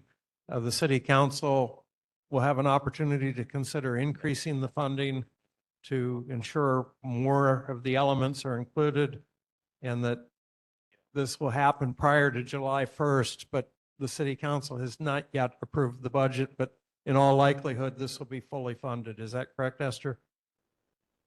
Okay, thank you. Other comments this side of the room? Bruce Andrews. Yeah, thanks, Chair. Hey, I really appreciate everyone's comments tonight. Evan, especially yours, man. I really appreciate that hit home. Just so everyone knows who I am, Bruce Andrews, born and raised, resident here as well. So, you know, I kind of want to talk about, I guess, a lot of the stuff I've heard and kind of push back on maybe some of the things I disagree with, right? Kind of talk about how we do things in Hawaii, you know, how I grew up. You know, there's laws and then there's customs and norms, right? I think it's so hard to enforce the parking, right? Because, you know, the black and white law says you cannot park in unimproved parking, but everyone in this room parks in unimproved sidewalks, right? That is a custom and norm that we do in Hawaii all the time, right? It's just, you know, Lani Kai is terrible, right? As far as the amount of traffic, the amount of people that go there, right? So I kind of want to talk about that, right? Like there's those laws and there's the custom and norms, right? So I think that's why it's so hard to get after this product, you know. And then when you put it out there, and as my colleagues here were saying, you know, I think it was a lack of education. I think one of my co-board members were talking about, yeah, the majority was saying they're in favor of it. And, you know, I'm a graduate of Kailua High School, so this is public math. You know, when Bill said this is we had 18 in favor, we had 4 emphatic no's, and you had 66 do not agree with parking at all, right? And 22 others, right? So at best, that's an 80 solid no, and that's 18 for yes, and maybe 22 others. And if you even counted that for maybe in favor, that's 80 to 40, right? And I think if you were to do another poll now, you would probably get a majority that says no, absolutely, this plan is terrible, right? And I kind of want to just take a common sense approach to this, and like talk about why I disagree with the plan, how it is, and get back to kind of the motion at hand. You know, I think we have a supply and demand problem, right? And if you get after just the supply part, which is banning parking on the loop, which again is very polarizing. I get the safety aspect, That's not going to get anything at the demand. And some of my colleagues were talking about that earlier, right? I think, you know, this plan's kind of short-sighted. You know, I think, you know, throwing it at DTS to say, hey, figure this out. Yeah, that's one way to do it. I think we need to look at it more comprehensively, right? It needs to be, I don't know if we do this in the government, like a task force that looks at it from a whole of government approach, right? You know, this is a HPD problem, right? I get it. Everyone parks in unimproved parking, right? But then there's going to be some people that are, you know, more wrong than others that are blocking driveways that are sticking outside of the roads, right? Okay, well, we can enforce those, right? We can tow those, we can ticket those, right? We need to get after it from the tourism standpoint, right? I think this plan, the way it is going to affect a lot of locals, right? The tourists, they're still going to come, they're still going to drive, they're still going to try to go to Lani Kai, right? And they're the ones that, you know, they'll eat the ticket because they paid thousands of dollars to come here to go check out the Mokes. It's a beautiful place, beautiful snapshot, right? They're going to do what they're going to do, right? So this is really disproportionately affecting the local people that don't live in the loop, right? I think that horse has been beaten. It's been beaten dead. I think it shows in the data when it comes to the polling, right? Everyone that sees this are like, wait, what? They want to ban the parking. So I think we need to get after the demand side of this, right? We need to, you know, I am very sensitive to the safety aspect. I get that, right? But I don't buy the argument that just banning and enforcing the law, right, that goes against the custom and norms that we do all over the island, enforcing the law around the loop, and just pushing the parking out is gonna fix the safety problems, right? There's choke points everywhere, right? There's choke points along Kailua, the beach park, right? The bridge, the roundabout, right? On the busy weekends at the beach, I hear excuses that hey, HPD, they're busy doing other stuff. On a beautiful day, holiday weekend in Hawaii, like most of the people are at the beach, right? Or they're in Lani Kai. Like that's where the presence for the police should be. Like I lived in Kailua a long time. It's a pretty safe place. I'm not sure where else they are, right? They should be where the people are, and that's usually going to be at the beach, right? So that they could be enforcing that. So I don't really buy that excuse either. I think we need to hold some other parts of the government kind of accountable. I think we need to get together with a better plan. And going back to this motion, you know, going back, I talked about how we do stuff in Hawaii. We do construction and we do funding pretty terrible, don't we? If we don't have it all in place right now, and we just get after the loop and say, "Yup, it's coming for the side streets," that's gonna take a long time, right? We couldn't even do the roundabout, and that was pretty simple. That was pretty simple. How long did that take, right? So, yeah, I just don't. I don't like the plan the way it's laid out. I think I hate to say have to start over, but we need to get after it a little bit better than we did. You know, I hate that DTS might be the scapegoat here, but that's my thoughts. Appreciate you listening. All right. Any other comments? All right, I'd like to make a comment, so I'm going to turn the gavel over to Lavani Lipton. Yes, the chair recognizes Bill Hicks. Mahalo. It's a bad problem. We've had the custom in Lani Kai of what I call jungle rules. There, on any given day, there is not a single vehicle anywhere in Lani Kai legally parked in accordance with the regulations of Honolulu. And what the DTS plan is trying to do is bring order to Lani Kai, and make the parking work the way it's supposed to work per the ROH.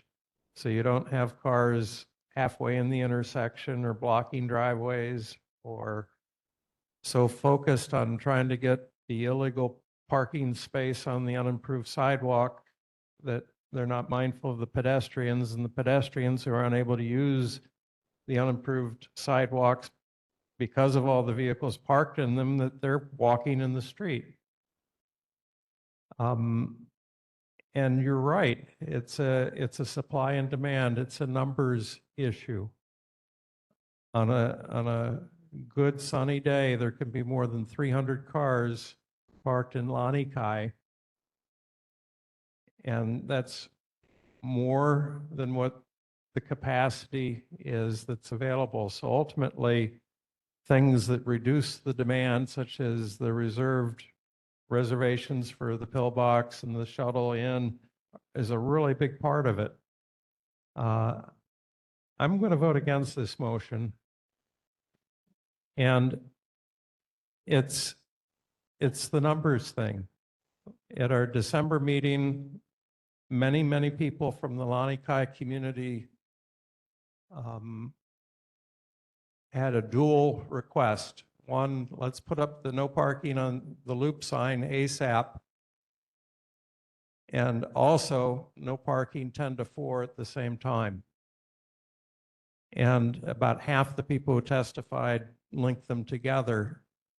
And I think that was just being realistic. A majority of the parking in today's illegal parking format is on the loop. And if we erected the signs and all at once we uncover the signs and poof, there's no parking on either side of the loop, then that demand signal that has not been reduced is going to be totally focused on the cross streets. And overnight, the day you do that, the cross streets are going to be a safety issue. We've heard safety issues, but it's a safety issue here also. If there's no parking on the loop and the 300 vehicles that on a sunny day customarily come into Lanikai without any conditioning and preparation are now vying for the illegal parking on the cross streets, you'll have more driveways blocked, you'll have more intersections blocked, you'll have more of a zoo, more jungle rules on the unimproved sidewalks, and gridlock. The cross streets are narrower than the loop streets. The cross streets, with the exception of two, are two-way streets. They're narrower and they're two-way streets. And all of a sudden, we're going to have 300 cars looking for illegal, unimproved sidewalk parking in a much more limited field. And I think we're going to find gridlock, and I think we're going to find pedestrian safety issues on those cross streets worse than anybody has ever imagined. So my view is the more prudent course of action is to do it all at once. Let the city upgrade and improve the cross streets, including marked parking stalls, painted parking stalls that don't interfere with driveways and fire hydrants and intersections, and do the 5 loading unloading zones, and do the bicycle racks at the beach access points, and publicize radical changes to Lanikai. It's going to transform from the customary illegal situation to a completely legal situation, completely legal. But unfortunately, just as we see on the long weekends, we've got the no parking until 3 p.m. This proposes 4 p.m. because on the long weekends, the demand far exceeds the supply and it causes gridlock. When we make the shift to legal parking on the cross streets, it'll bring order to the cross streets, but it's still nowhere near what the current demand signal is. And so you prepare the battle space, you prepare the island for this is what happens on January 1st or December 1st, somewhere in that time range this year. and you do it all at once with that preparation, such that the side streets, the cross streets are able to cope with it as one-way streets, not narrow two-way streets. And you would also have the unloading and loading zones that will help mitigate somewhat, as well as the bicycle rack. So I used to be chair of the Transportation Committee for about 6 years. I spent hours and hours, which in the aggregate are days in Lanikai, and I had the tape measure run over and broken, and I've lived it, and I feel very strongly that doing this in 2 steps this way is going to create more problems. So I'm against this motion. I'm in favor of implementation of everything at once later this year. Thank you. Any other comments before we call for the vote? Evan Weber.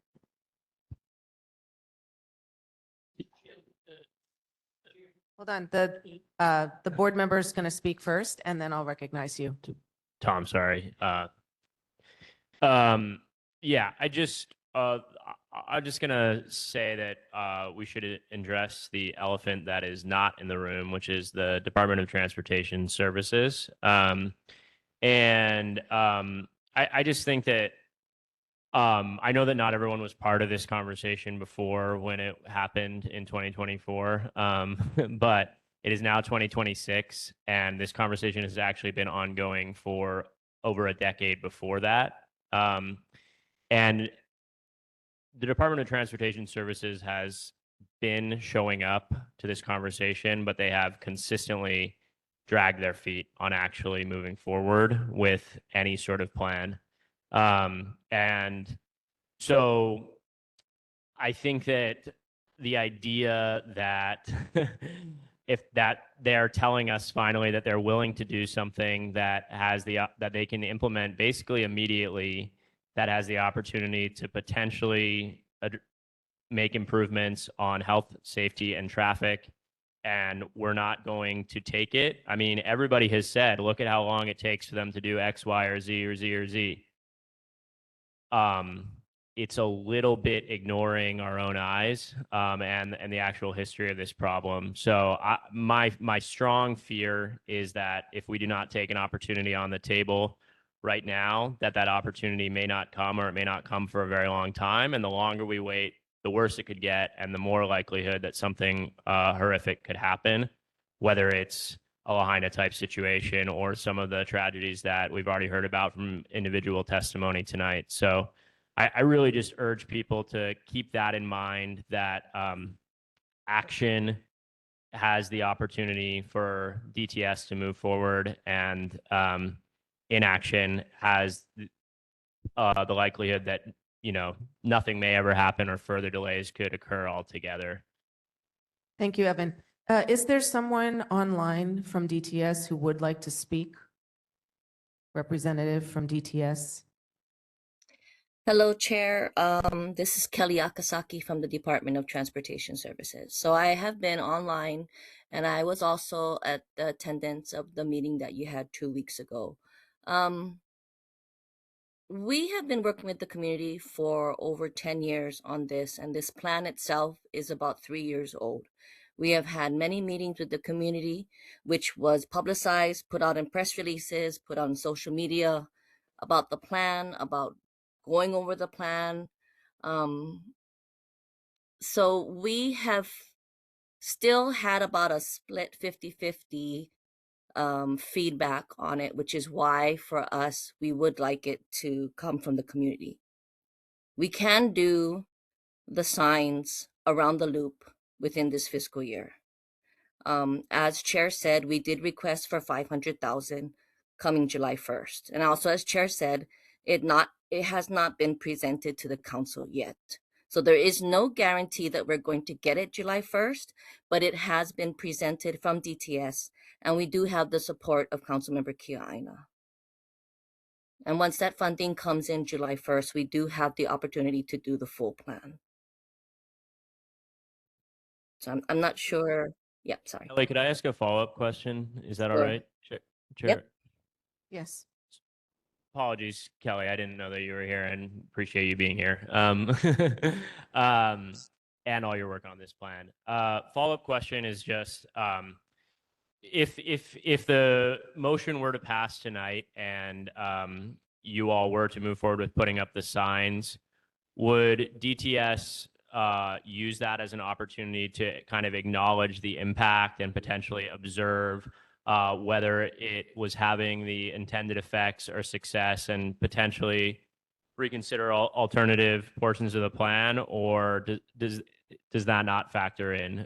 Because I know, we heard a couple people asking questions about could this be considered in a temporary capacity or things like that. Sure. I mean, we are always willing to work with the community, which is why we kind of wanted it to go through neighborhood board, because we are hearing, it's split half and half. We do understand that the Lanikai community is affected by this, but we do also hear that the other members outside of Lanikai are also affected. If we put up the signs, they're just signs. They can easily be taken down and we can have a discussion again. But it, like you said, we've been having the same discussion for the last 10 years. And I think this at least is some kind of plan that was worked on and agreed upon and discussed for several years, and we are finally at some kind of solution. So I'm sure on my end, we are willing to work with the community. If for some reason it doesn't work, I'm sure we'll go back to the table and work with you guys again to see what is the next steps moving forward. Thank you, Kelly. Sir, you wanted to say something briefly, and then we're going to call for the vote. You have to speak into the microphone, please. I just wanted to know what you exactly are voting on. This is the vote for whether they implement the DTS program by starting with the no parking on the loop before the 10 to 4 parking, and that's the motion today, not whether or not we have a parking plan. Is that correct? Yes, that is correct. So it's either voting to put up the signs now, or it's voting to wait and then do everything all together, possibly, not a guarantee, possibly by the end of the year. Yes, please go to the mic. Or you.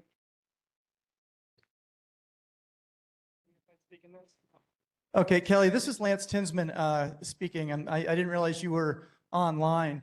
The question that I have is, my wife's family lives in Cape Cod, Massachusetts, and they deal with a lot of the same issues that we have in our community with public beaches and people wanting to go in tourism. The way that they deal with that is they allow residents of a town to buy a permit, a sticker permit that allows them to park at the public beaches. So I'm just wondering if, as Chair Hicks mentioned, I don't know if the board passes completely banning parking on the outer loop, if that's going to really solve the safety issue that Evan and others have brought up, because I still think there's going to be all the traffic on the side streets, which is going to back everything up on the outer loop. So I'm thinking that it might be a better solution to have a paid parking permit system where you pay $50 for a year if you're a Kailua resident, so you can park in that neighborhood. Maybe you make 2 different colors so residents can also buy and park there, not just for 10 to 4. They can park there anytime. Other Kailua residents can go in there, and then you post on the outside some sort of sign that says permit parking only, and that cuts down on all the tourism that's parking in that area. So I'm just wondering if that's been considered, Kelly. Thank you. So let me address that. Yes, that has been considered. The city has started what's called a RPZ, residential parking zone permits. The first area that had it was about 3 years ago in Kalihi. However, your council, including Councilmember Kiaina on that council, discussed this to make it a permanent plan, but there was a strong opposition to have it 1 mile within any public beach. So that totally excludes all of Lanikai and most of the Kailua area. So you're not, the way that the bill passed in council was we are not allowed to do an RPZ in any town or neighborhood that is 1 mile from the beach accesses. So that is no longer available as an option for us. Councilmember Kia Aina.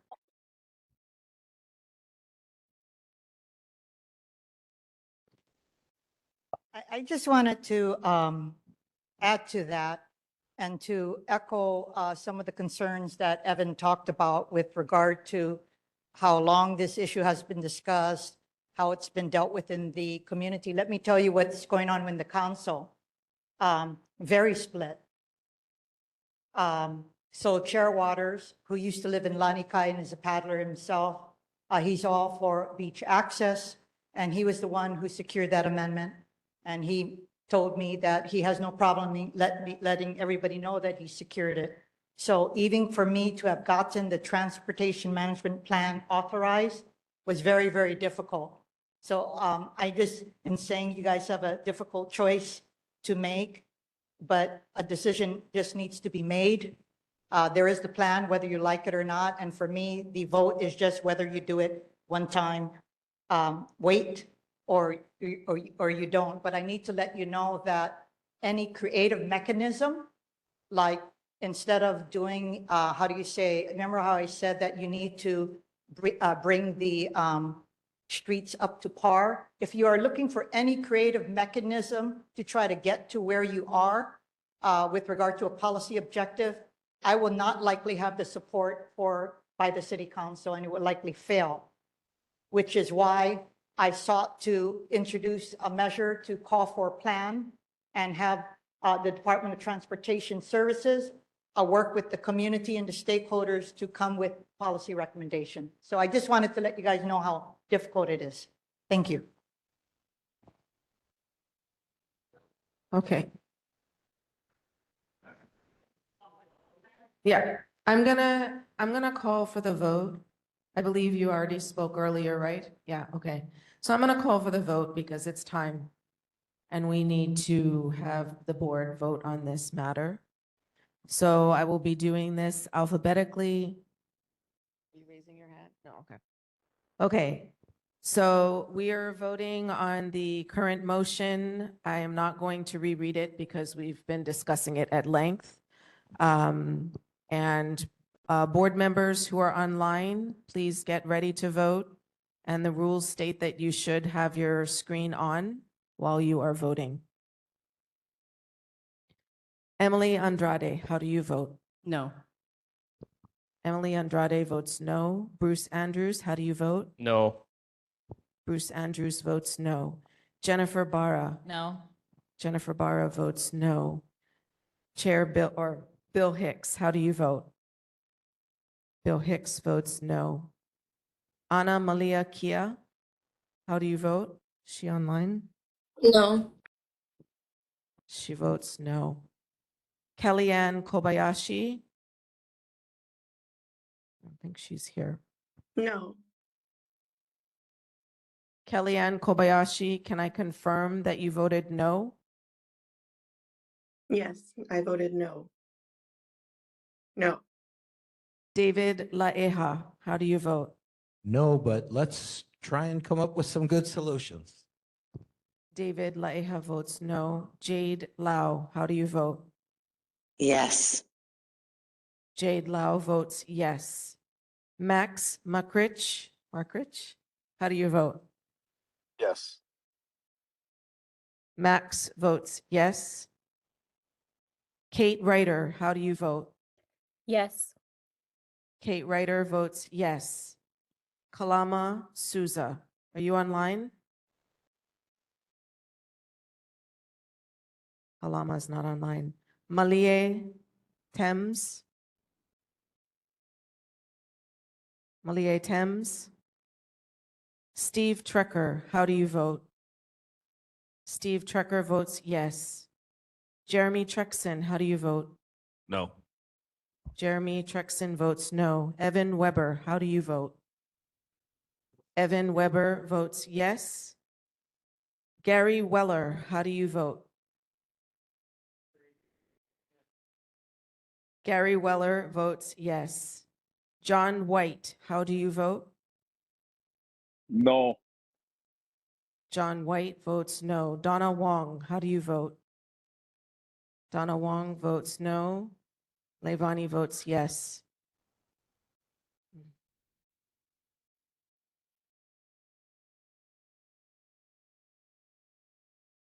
How many do we need for points?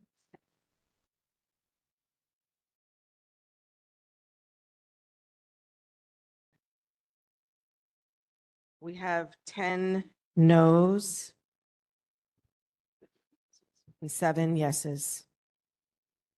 The motion does not carry.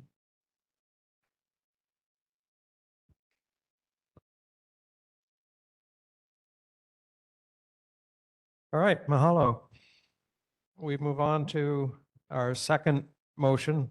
The Kailua Neighborhood Board supports City Council Resolution 25-228 for Neighborhood Board and Community Awareness and comment on certain conditional use permit minor projects of significance to the community.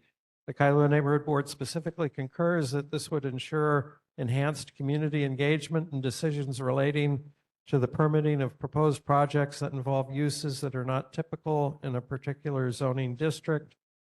This is a Planning, Zoning, and Environment Committee motion.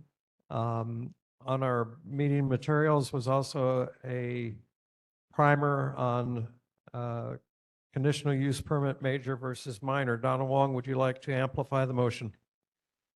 Yes, I hope everybody realizes that this is just for a conditional use permit minor, and that it's specifically for transmitting antennas, meeting facilities, daycare facilities, schools, elementary, intermediate, and high school, and hotels that are on BMX 3.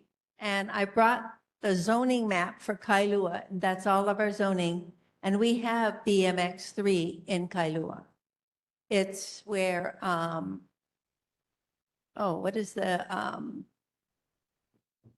auto parts on Oniava, where the apartments are. O'Reilly's, right. That's already zoned BMX 3. So what this does is requires an applicant who wants to is asking for conditional use permit minor to come before a neighborhood board and present the project. And that's it. The board can listen to the application and accept it, reject, or not act. It's just that now the board and the community will be noticed that something that is normally not permitted in a zone, in that zoning, is being applied for.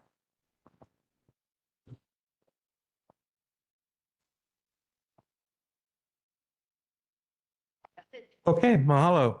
The motion is open for discussion. Any board Sure. member discussion? Jeremy Trex. I was wondering if we can get an update on Esther on the current status with the city council. Councilmember Keine, any update on it?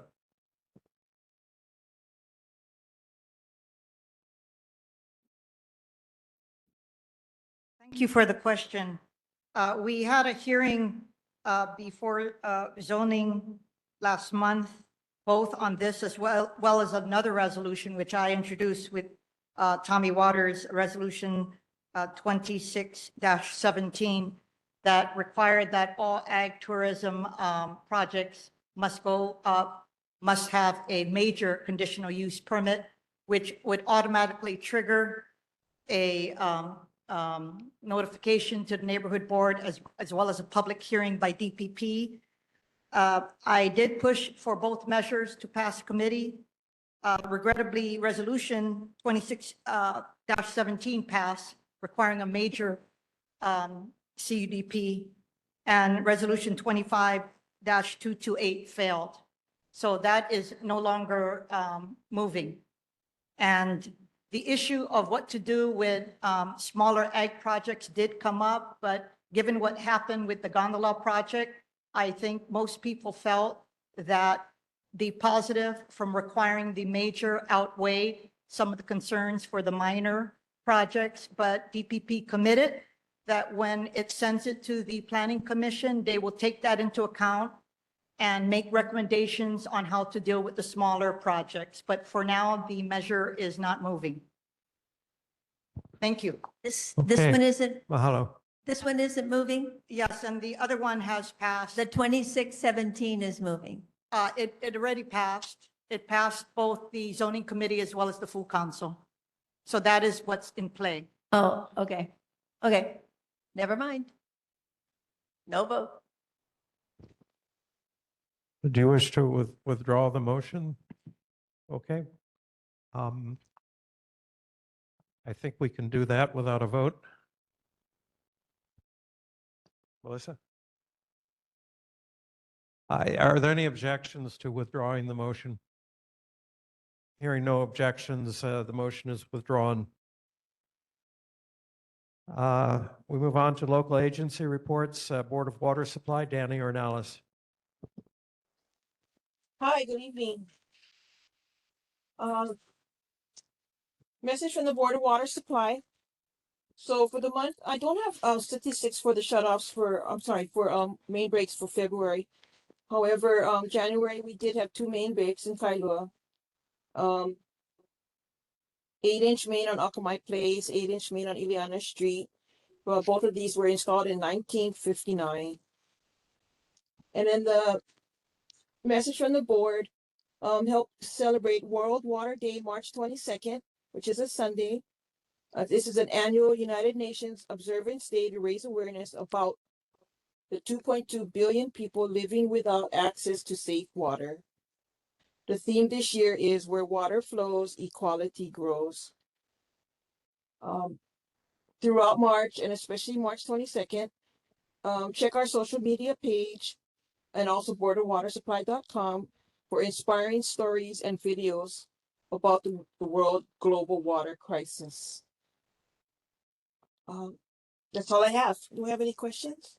Okay, mahalo. Questions for Danny tonight? Gary Weller. Two questions. We understand by talking to the fire department that the Board of Water Supply is responsible for all the fire hydrants. Can you tell me how many fire hydrants are not working right now in Kailua? Question one, that's number one.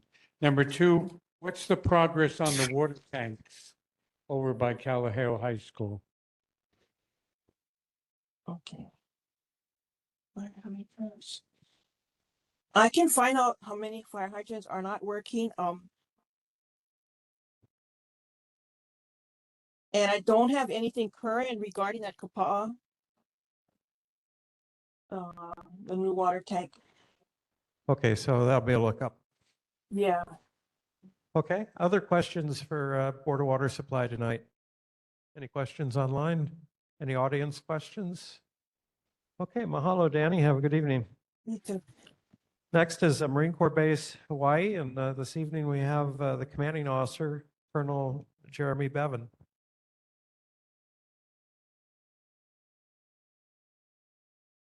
Hey, good evening, everybody. Great to be back with this august body once again. So just a couple quick items from the base. As this forum knows, we've been working for a number of years on the new Apia Pond complex and working to kind of restore it as best we can and turn it into something that, akin to what the good things that Pai has done further up the coast. And so we recently completed a 15-acre invasive mangrove removal project. We have a couple things left to do, clean up some of the detritus along the banks there, but for the most part, the project is coming to completion, which will really help with the water flow. It's been an ongoing project, about a year or so. Only could obviously work at low tides and had to be careful about removing the mangroves, cutting them off, but leaving the substructure so that we weren't creating silt issues into the bay there. So encouraging that project's coming to fruition. And hopefully that will help with the water quality into the pond complex and just our overall efforts as we work to improve that. We also completed a workday recently over there, and I would just highlight that we do have them once a quarter, and the public is welcome to attend. We post those on the Marine Corps Base Hawaii Facebook page as well as on our website when those days are going to be occurring, and the public is welcome to come and participate. We have partners with Paipeo Haea, which is our community partner. Marines from the base come out, and then the community, and a lot of it's pulling pickleweed, working to figure out and unearth where some of the original walls may have been, and just kind of help restore that pond as best we can. So some opportunities for those interested in the environment and in the pond complex over there. We also have some opportunities for public interaction. We've got one run a month that we do, which is open to the public, 5K and or 10K. Those are also posted on our website, and we encourage the community to come out. Our next one is scheduled for March 14th. And so another opportunity to interact.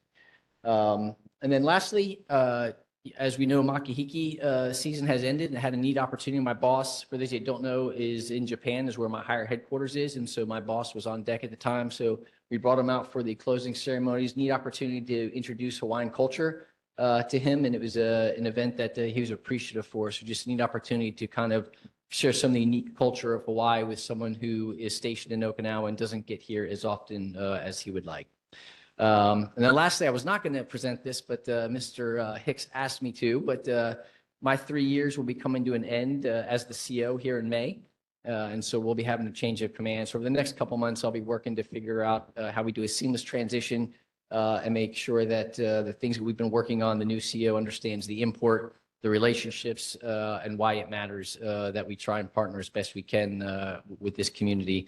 And I won't be going far. I'll be staying on island, moving over to do some work over to Indo-PACOM. So some of the initiatives that have been undertaken, I'll be keeping an eye on from afar, and certainly hope to keep getting invites to Mr. Weller's yard sales and his bunker complex. So standing by for questions from the group. Questions for Colonel Bevan. David Laia. Yes, it's maybe a very sensitive question, but it's something that I keep worrying about, and that is if we are under attack, whether it's a nuclear attack or some other type of attack, do we have military defense capabilities to interfere or stop a nuclear attack from hitting Kaneohe Marine Base as well as Pearl Harbor? Can you kind of give us an idea what our risk level is here in Hawaii? Yeah, so as you've already kind of alluded to, right, that probably not the forum to discuss capabilities. I will say that our legislators and our elected leaders, as well as our governor, have regular interactions with the military here in Hawaii. And of course, defense of the homeland is something that is a mission that is near and dear, and we do support that homeland defense mission in a variety of ways.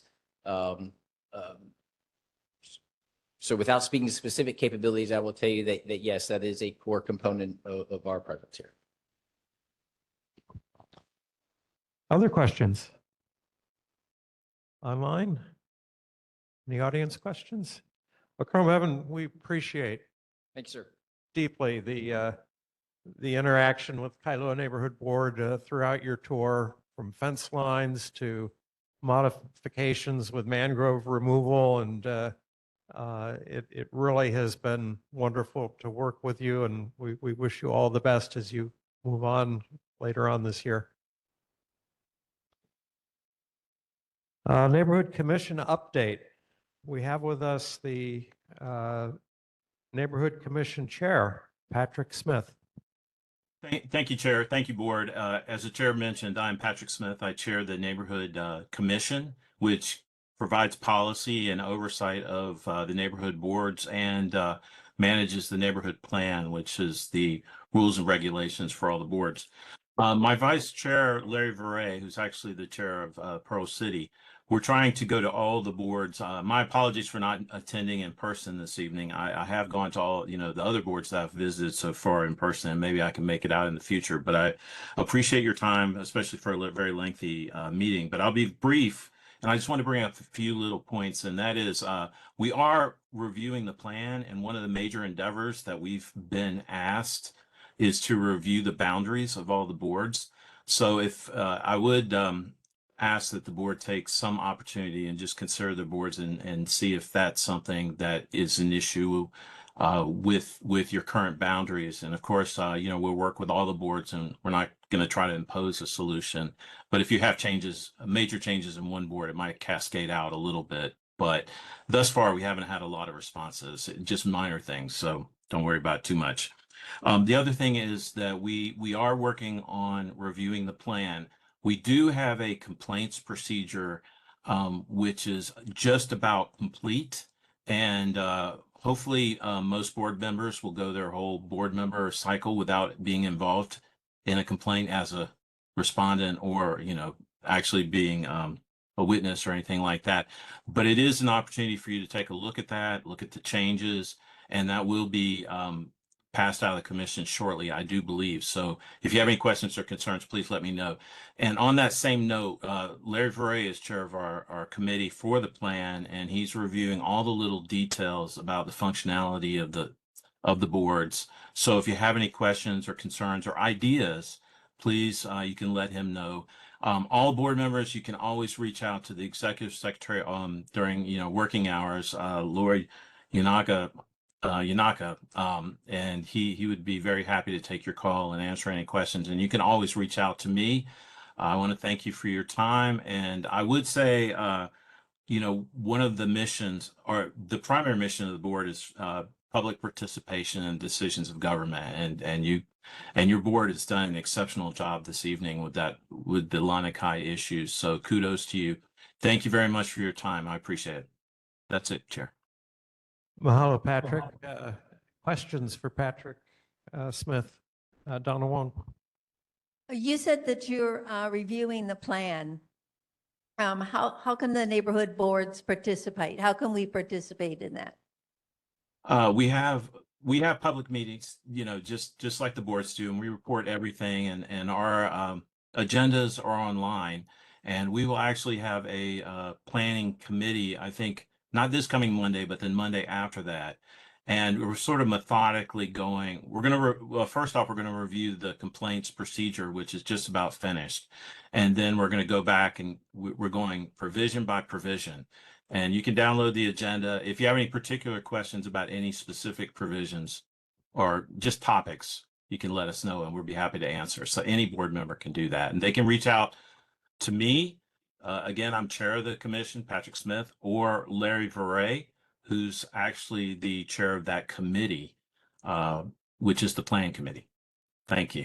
So my question was, are you reviewing the whole plan or just sections of the plan?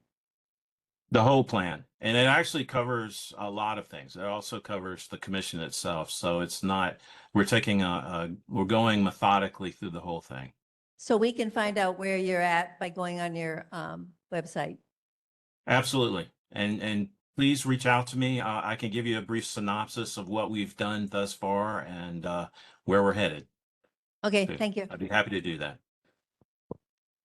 All right. Well, Patrick, thank you so much for joining us tonight. Thank you. Have a great evening. Okay, we move on to resident and community concerns. Malia. Hi, good evening, Malia Spinda. Do you want me to hold off until the mayor's presentation on Triangle Park? If you don't mind, that's next on the agenda. Any other resident or community concerns tonight? Any online? Okay. Thank you. We move on to Mayor Rick Blangiardi's report. I think we have Shane Enright tonight. Hi, good evening. Yes, Shane Enright in for Director Jim Ireland. And before I get to the mayor's report, I just wanted to mention that I spoke to Director Ireland about the concern about the houseless individual at Kailua District Park.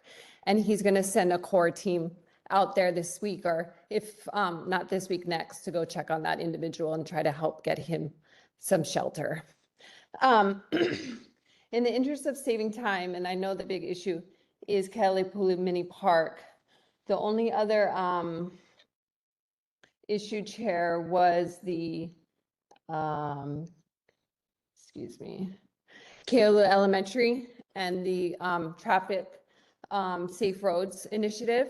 They are working on that with DTS, and I know we do have Kelly Akasaki on, so I think it'd be best for me to hand over it to her this evening for that issue and the mini park issue, if that's okay, Kelly. Okay. Kelly Aksak. I'm sorry, what was the concern about for Keolu, the Keolu Complete Streets project that is Yeah, being? I think the question was just adding more crosswalks and an upgrade for safety with the kids in the area. But it was mentioned here that it's on a list of a number of other issues, and Hawaii, the Department of Transportation is working on it along with a bunch of other items on their agenda. Yes, So that's all I have here. Okay, so we do have the Keolu Complete Streets project that is has also come to the community several times, and we've had I believe 2 community meetings specifically just for the Keolu Complete Streets options and presentations.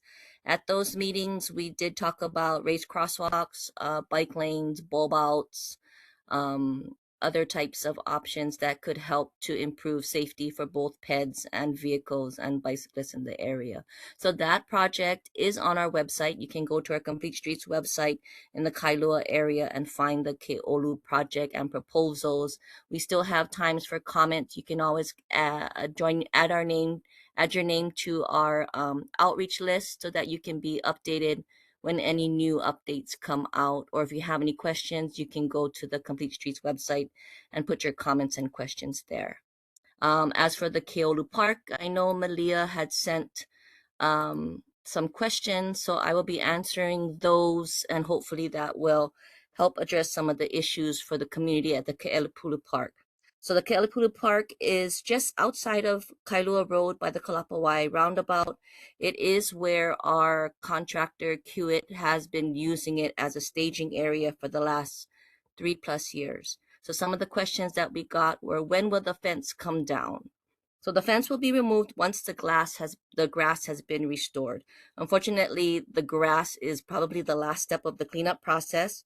So until the grass has been fully grown and has passed its maintenance period, then the fence can come down. Question number 2, when will the mobile office be moved out? Hewitt has reported to me that the trailer is scheduled to be moved out on March 27th. And that is the earliest date that Hewitt could get their subcontractor to come in to remove it. So they do have to bring in a big truck to remove the trailer and take it out of the park area. What will be done specifically to get the boulders, rocks, and shards of rocks out? So this one was a little confusing because there are no boulders in the staging area, but there are large rocks that are required to be used at the staging entrance to the driveway. Once the trailer has been removed, we will strip away and remove the top layer of dirt and grass, expose the ground underneath, and then we will go through and pick out the larger rocks that are greater than 1 inch. What will now be the weed mitigation? The weed mitigation will be to remove by hand as the permanent grass starts to grow in. What will be done to address oil patches? So there's no action for this one, as there are no oil patches in the dirt. As a requirement for their BMP safety measures, the contractor has weekly and monthly inspections of the whole project area, including the staging areas. So there has been no reports of any oil patches found in the dirt in the staging area. What will be planted? Where will these be planted? This includes trees, bushes, and grass. So DTS has been working with Parks and Rec, and they are recommending Bermuda grass to be planted. As for trees, we are also working with DPR's Urban Forestry Group. They will be providing 4 trees, 2 weeping bottlebrush trees, and 2 Milo trees. And they have also approved where the trees will be located, and DTS and the contractor will be installing them. No bushes have been proposed in any of the discussions with DPR or DTS. What will happen to the portions of the little chain fence that lines the park that was removed? The contractor has the chain fence in the yard, and the chain fence, the bollards, and the delineators and curbs will be reinstalled once the staging area has been completely removed. And then above all, what is the timeline and the begin and end of this? As I said, the trailer will be removed on March 27th, and the crews and equipment are scheduled to start the following week, March 30th. Grass maintenance is 90 days, and tree maintenance is 3 months. And those were all the questions that we had from the community. Okay, mahalo, Kelly. Hi, good evening, Malia Spinda. Thank you, Kelly. I'm just going to go through with some responses. Thank you for putting that all in writing. I appreciated it, and I've started to disseminate it to my neighbors. I hope you did receive the letter with all the signatures from our 3 streets around the Triangle Park. Starting with the fence, there are definitely some neighbors who want that fence removed now, with the idea that this is going to take forever. We've endured that fence for 3+ years. Your project began November 22, but really that fence went in on August 2022 with absolutely no communication with our community at all. So the fence, and also if you're going to wait for the grass to take before you take the fence down, I have to tell you, I don't know when the last time you came, but there is rocks all around the fence line. So if you don't take the fence down, you're not going to be removing those rocks all around the fence line to then plant the grass and remove the what did you call it? The grass, sorry, I'm sure, basically to remove the dirt around there. So I don't know how you're going to accomplish both completely and thoroughly.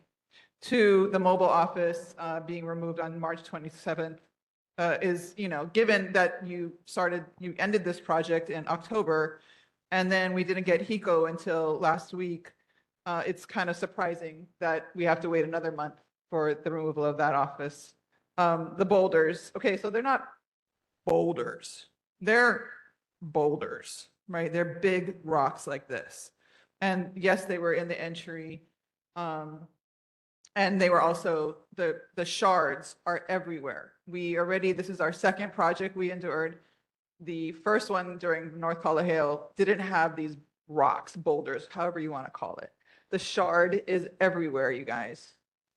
Malia, if you could wrap it up in about 30 seconds, please. I don't have 30 seconds. I have a few. I've been waiting 3 hours, dude, or 2.5 hours. So I know, and we have a lot more to do in the I remaining know. 20 minutes. So I'm just trying to, she brought up, she brought up 8 points. I mean, she answered the 8 points. I have to counter those 8 points. The removing by hand the weeds, the whole area is completely overgrown with weeds now. I don't know how you're going to remove the weeds by hand. Oil. Since the beginning of the project, I texted Lisa Martin, Representative Martin, when it started. That thing has been emanating oil smell and a chemical smell the entire time. So I find it, and I did ask my neighbors if any of those trucks had, so I find it incredibly questionable. The trees. So I'm glad that we're getting, well, not everybody's glad, and that DTS has approved the location, but DTS doesn't know where people play on that park. The bushes, I'm sorry, Kelly, you did have agreement with Gabi of the neighbor that there would be bushes planted. I'm not sure where that fell off Malia, I know, I'm almost done. So that should come back on. And then finally, the chain link fence, I'm not sure you've seen it, or actually 2 more, it's a big wad of rust. And lastly, I'm glad your crews will start. We want to know how long those crews will be. That's it, thank you. Okay, mahalo. The other part of Shane's report is on the North Kalaheo Bridge. Please give us the update on the bridge.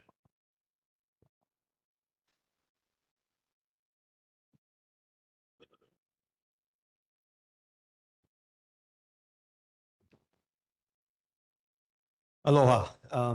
I'm Steve Baginski. I'm the president and CEO of Kailua Construction. I have with me tonight Rick Watts. He's our vice president of operations. We are the general contractor that is going to be working on the North Kalaheo Stream Bridge. And, just so you know, we are 40 years locally owned and operated here. And when I say locally owned, both of us, we live here, in Kailua, not too far from the job site. So With no further ado, I want to pass it to Rick. He can give you a quick synopsis of what we're going to be doing. There's emails out there on the, on the city website. There's, information about the project, and other things will be coming out soon, but. Yeah, 3 documents are on our meeting materials site. Okay, so the intent of this project is just to improve the bridge's structural integrity, thereby enhancing its longevity and public safety. Work includes repair of concrete delaminations, spalls, and cracks on the existing bridge structure, construction of new sheet pile retaining walls behind the bridge abutments, replacing of bridge railings and the road wearing surfaces, drain pipes, and the approach guardrails. That's the extent of the scope of work on the bridge. Any questions? Okay, and this is going to run from April through October. Gary Weller.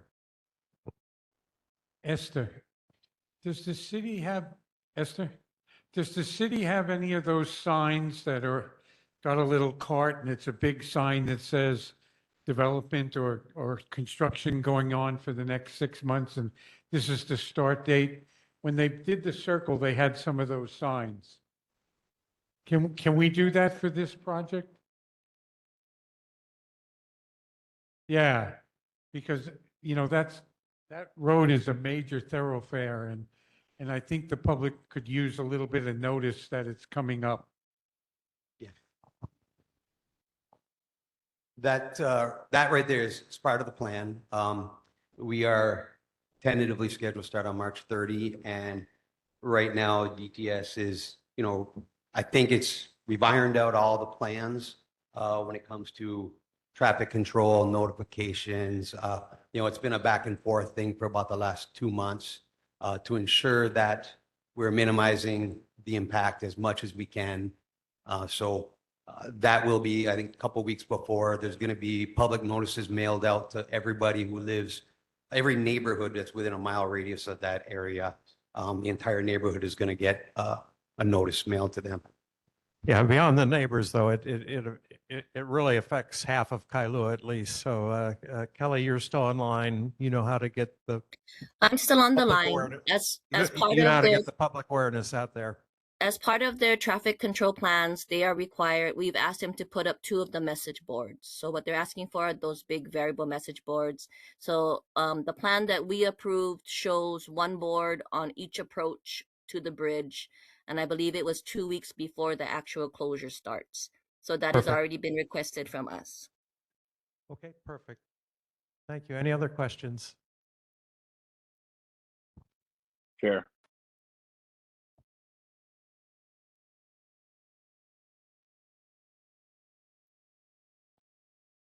Any closures are going to be starting at 8:30 in the morning and reopening at 3:30. That's when we're doing contraflow.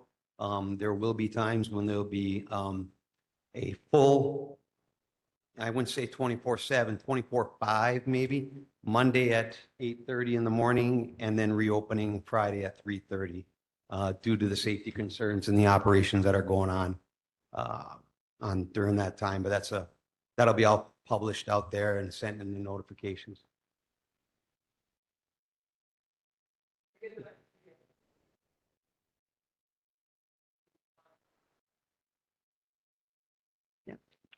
Okay, John White. Thank you, Chair. As promised, sis. A lot of what Kelly said was true. I talked to the Kiva guys today in person. They had to wait for Hawaiian Electric to disconnect. All this, the whole thing gonna be stripped down. They're gonna put brand new topsoil. Oil's gonna be gone. Rocks are gonna be gone. We're gonna have a whole troop of Filipinos in there taking care of that. Rock rakes. They're putting new sprinklers, grass, everything. Timeline sucks.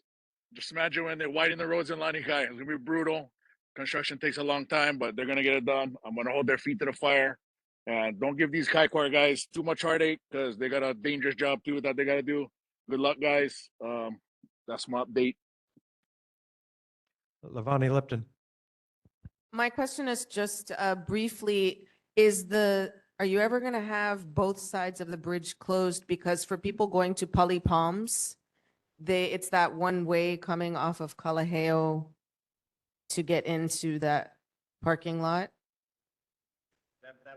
Or is that going to be Yeah, contraflow or? What they call Kaneohe bound lane that will be when the lane is closed all the time, we're always going to allow Kaneohe bound direction because that is the only access to the business. And that was a decision that had to be come to as far as which lane to allow flow. So it's going to be Kaneohe bound when we're doing the Monday through Friday closure. And the people that are coming Kailua bound will be rerouted via detour. I guess the saving grace on this is quite a bit will be going on when school is not in session, so we appreciate that. Any other questions? We, usually in state and county contracts, you won't be working on any holidays, right? So the 4th of July is a big deal here in Kailua, and there's a lot of traffic. So that day you'll have it open? July 4th? Sir, actually, yes, July 4th. It's I think that is it's on a Monday or Friday. Friday, I think. And although we are doing one lane full time through there, we are reopening. We kind of, as in a negotiation with the city DTS, as much as we'd like to keep it closed 7 days a week for safety purposes, we're going to be reopening every Friday afternoon to two-way traffic. So holidays, weekends, it will be open to two-way traffic all the time. Okay, we're going to move on to Governor Green's representative, Aaron.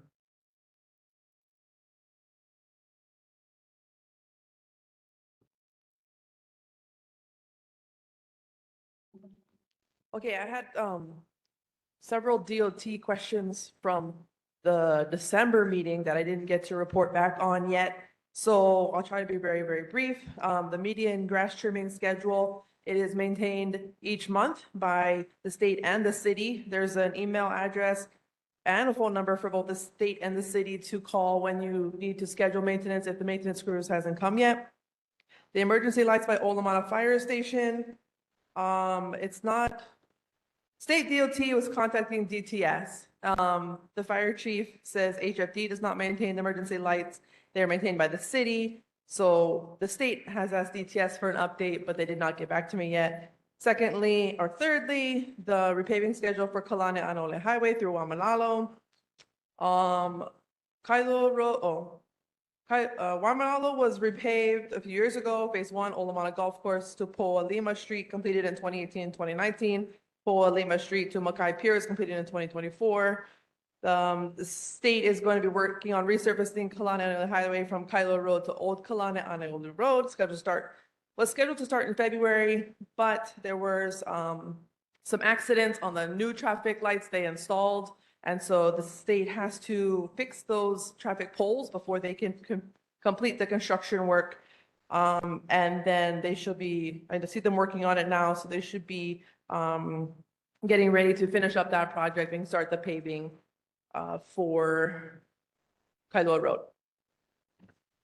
Those are my answers. And I can take Okay. any questions if you have any. All right, I was just informed that it's sort of critical that we try to get to the Kailua Library motion so it can be addressed this legislative session.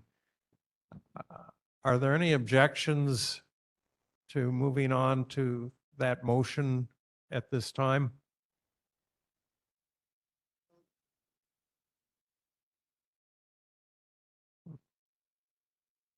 It's good if that's what you decide. All right, no objections. We will try to get everything we can in. One of the presentations has already been canceled for tonight. Let's see how long this takes. Individual motion, I won't read it. Who would like to make the motion? I would like to make the motion. The context that I believe Senator Lee and the Friends of the Library representatives who are here can speak more to, if and it would be required by anyone, is that we have an opportunity this legislative session to get about $7 to $8 million potentially to aid with planning and community process for major upgrades to the modernization of our library, which is long overdue and could bring other benefits to the community as well, including community safety. And it's all kind of laid out there in the resolution. But given the timeline of the legislature, it's a budgetary thing, and we would need to show community support for that process to begin, which again would be a planning and surveying process, and then would allow for more community input on the specifics. So I'm hoping that we can pass this resolution to show that the community supports upgrading the library and getting resources for that, so that we don't have to wait another year. Is there a second on the motion? David Laya? Okay, motion has been made and seconded. It's open for discussion. Jennifer Barrow? Yeah, I'm just looking at it and there's a lot of things that are not related to libraries in here. And I know we don't have time to go over them, but is the area that the new library is going to be the exact same location and the same like land area that the current library is on? Yes. There's mostly everything in here is related to the library. It is about upgrading and modernizing the library. And Commercial kitchen to feed the community in times of need. It's not a library function. yes, emergency services. The library is right next to the police and fire station. So this would allow for a study and planning process to begin for more discussion and community input on that proposal. Okay, thanks. Levani Lipton? So yeah, I'm looking, and there's only a few members of the community present, but we're supposed to be, again, voting on a resolution on behalf of the community. And I personally kind of feel like I would just be voting here as myself. And I do have a couple of questions. One of them was that question, is it just upgrades to the current site? Is there budget money that has already been allocated for this? And are there any plans to purchase land or expand the library beyond its current site? Because I'm thinking Polly Lanes might be able to serve some of these other functions. So I feel a little bit rushed making a decision this fast without having adequate discussion. That's me. I don't know how the other board members feel. If possible, I'd like to invite Senator Lee and the Friends of the Library to speak to more context around the proposal and the community process and input that's already occurred. Chris Lay? No, thanks very much. I think the Friends of the Library just left in the last 10, 15 minutes, but they did distribute, I think, a written statement or letter or something on it. In a nutshell, I know we don't have a lot of time. What the resolution sort of contemplates in the timeline is our budget process at the Capitol, where by the time the next neighborhood board meeting will happen, we'll have basically solidified the budget. And so before us is the opportunity for planning money and design money to kick off that whole process, where you do all the community meetings and engagement and all that stuff. There's really two main components so far that have been contemplated to this. One is obviously the new library, which has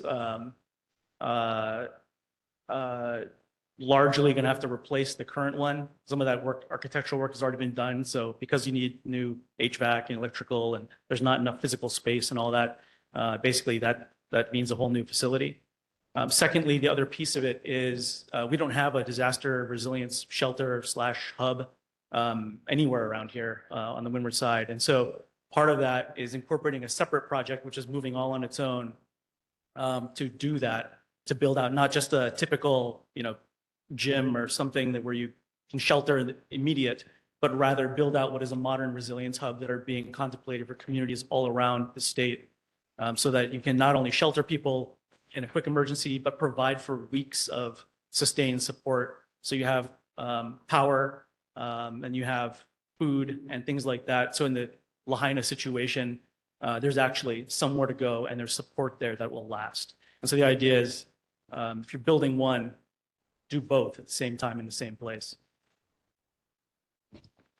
So does this mean that it's going to be bundled together under the budget? So you're doing a disaster resilience hub and you're doing a new library. And does that mean that the old library is going to be torn down to do all of this? And does it mean that we've given up on using the schools as shelters?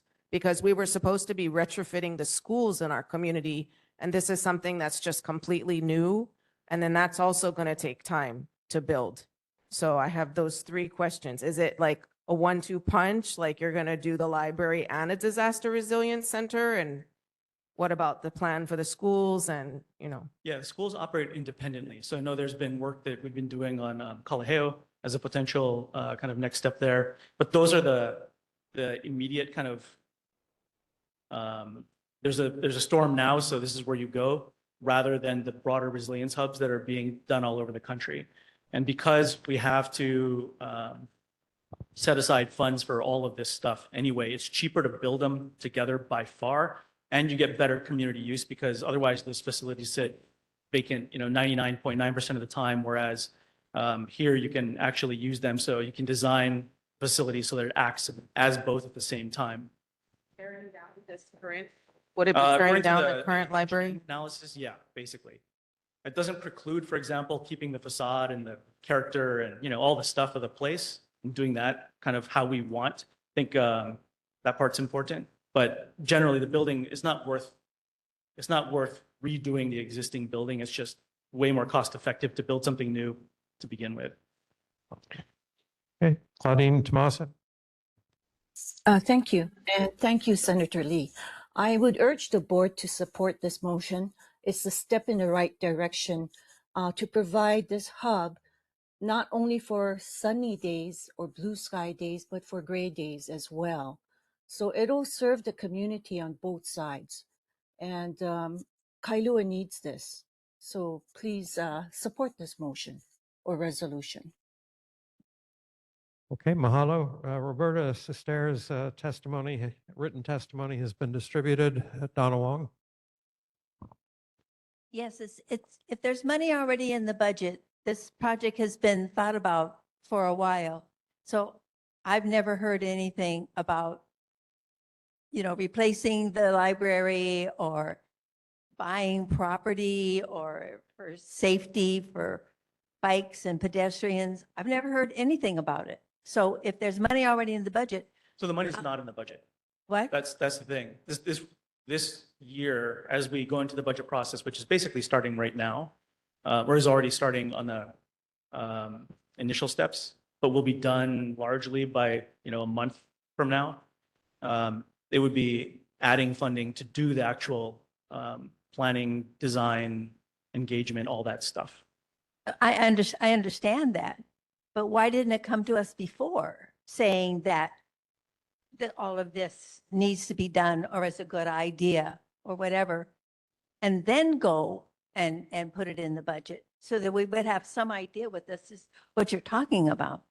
Is the money in there to purchase property?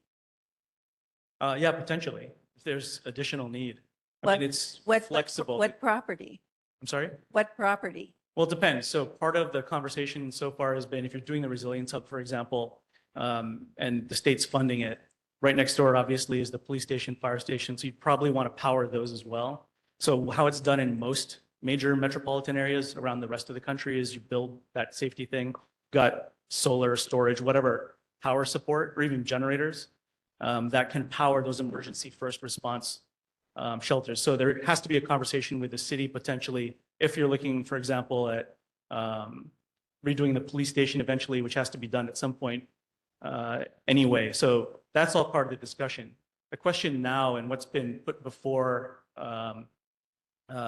us on our side is getting the process going. And so the way that I read the resolution is basically support to start the process for engaging and basically answering all these questions or asking them in the first place. And then secondly, for what we want in this community, putting the wish list together for what all those things could potentially be. Not a guarantee. Who's we? I'm sorry? Who's we that we want for the community? Oh, we, all of us in All of us. Kailua. Oh, okay. Yeah. But except, the- except for the board.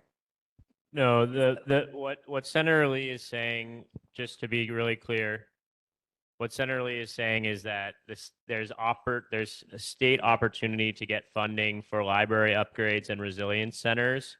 And if we show support for that, we have an opportunity to receive planning money, which would then begin the community input process. All right, other questions? Very well. Mr. Chair, Chris, can you tell us exactly what the $3 million would be spent on? Was there, did you come up with a kind of a budget or how all the money would be used? If it's, well, it's not necessarily 3 million. It would depend on what the scope is, but ultimately whatever that pot of money would be, is as any typical CIP project that the state funds, there's sort of a planning process, which is kind of what we're all talking about right now in terms of like content. And then secondly, a substantive design process where you take all the planning and community input and all that stuff, and then actually turn it into the, architectural designs and that sort of thing. And then after that, there's a funding process to actually construct. And so this would be the planning design phases. Will this require an environmental impact statement and I would imagine more than likely that kind of thing. Yeah, there's the whole typical process you'd have to go through. So it'll take years, most likely, or multiple years. And so the question is, at what point do we start that process for engaging everybody in the community? So we're about 15 or so years beyond when this was supposed to start originally. And so now the question is, do we put money in the budget this year, or do we basically do it next year or the year after, depending on our budget cycle? But either way, we're starting at square one. and how critical?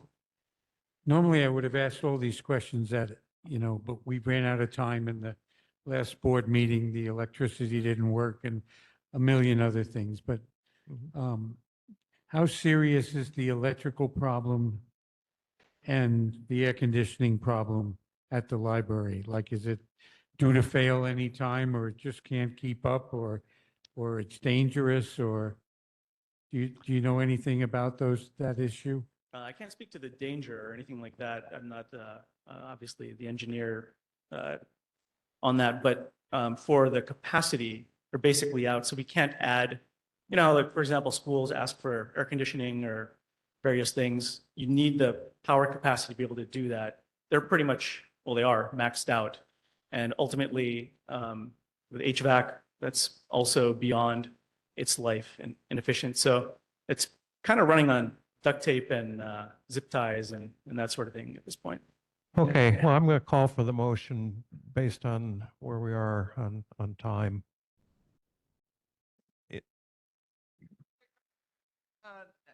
When Councilmember Ikaika Anderson was in place and there was discussion that this proposed library back then would be at the Cinnamons parking lot. Is that on the table, Senator? I would like to see some assurances. Yeah, no, actually, that was brought up, I think 2 years ago. We met with Councilmember Kia Aina and the admin at the time, and the suggestion was, no, just stay on this side of the street. So that's, no. Okay, call for the motion. Emily Andrade? Yes. Yes. Bruce Andrews? Yes. Yes. Jennifer Barra? Abstain. Abstain. Anna Malia Kia? Kellyanne Kobayashi? Abstain. Abstain. David Laia? Abstain. Abstain.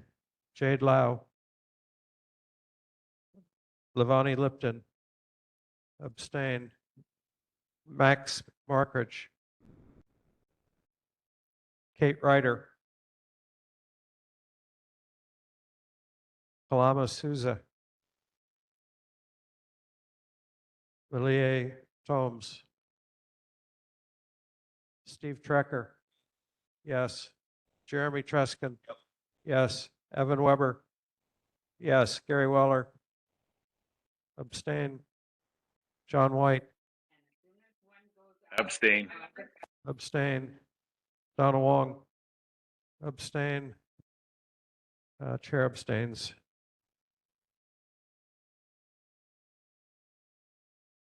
Five yes. 8 abstain. Motion does not carry. We'll move on to elected official reports. Councilmember Esther Kiana.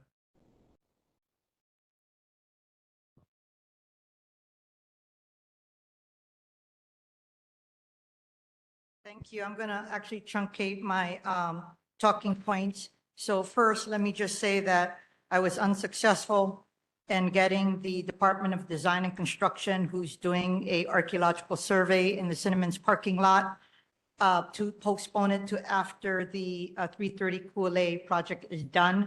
So just for anybody who uses that area, especially for medical appointments or your family, it's going to be from April 6th to April 30th, 3 weeks, 9:30.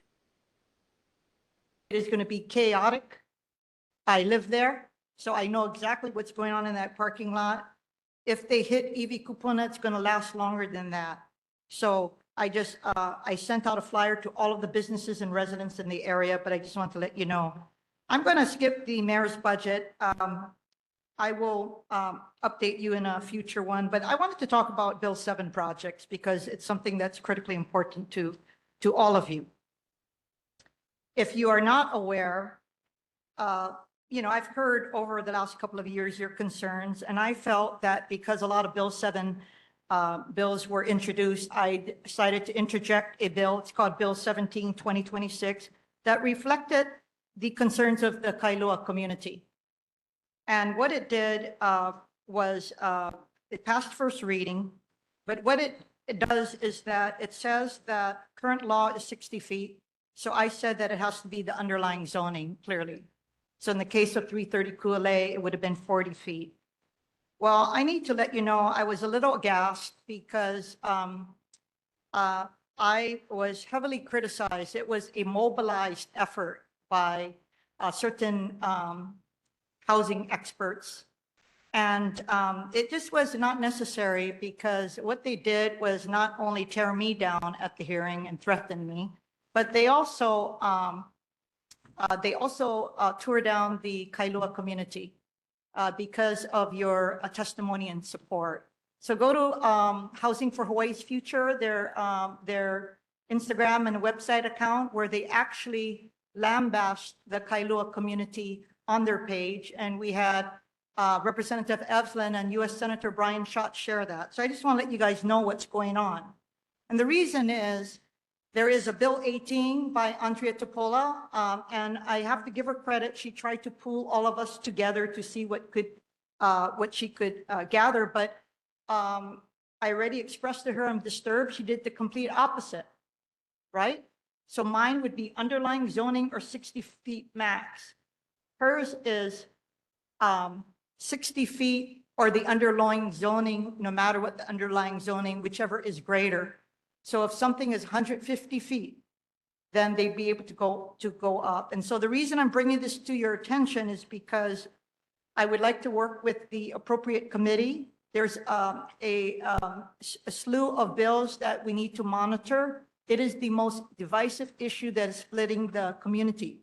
Now, in preparation for doing my due diligence, I had a hearing today at zoning, and I had a matrix of all of the various projects, and I'm willing to share it with you so you know exactly what's going on.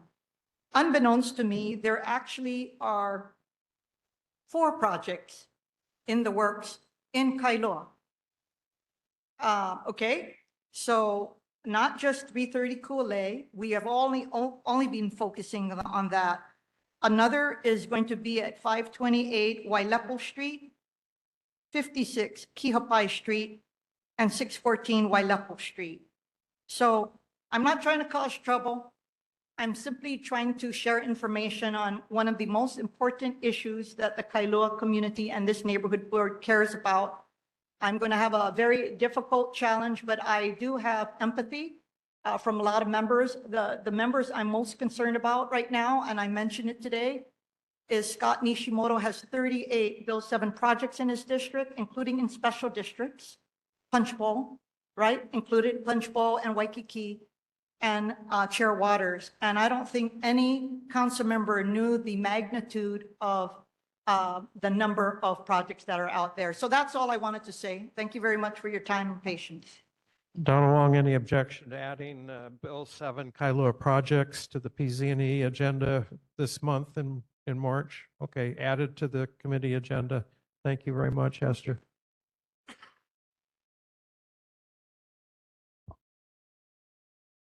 Senator Jarrett Keohokalole.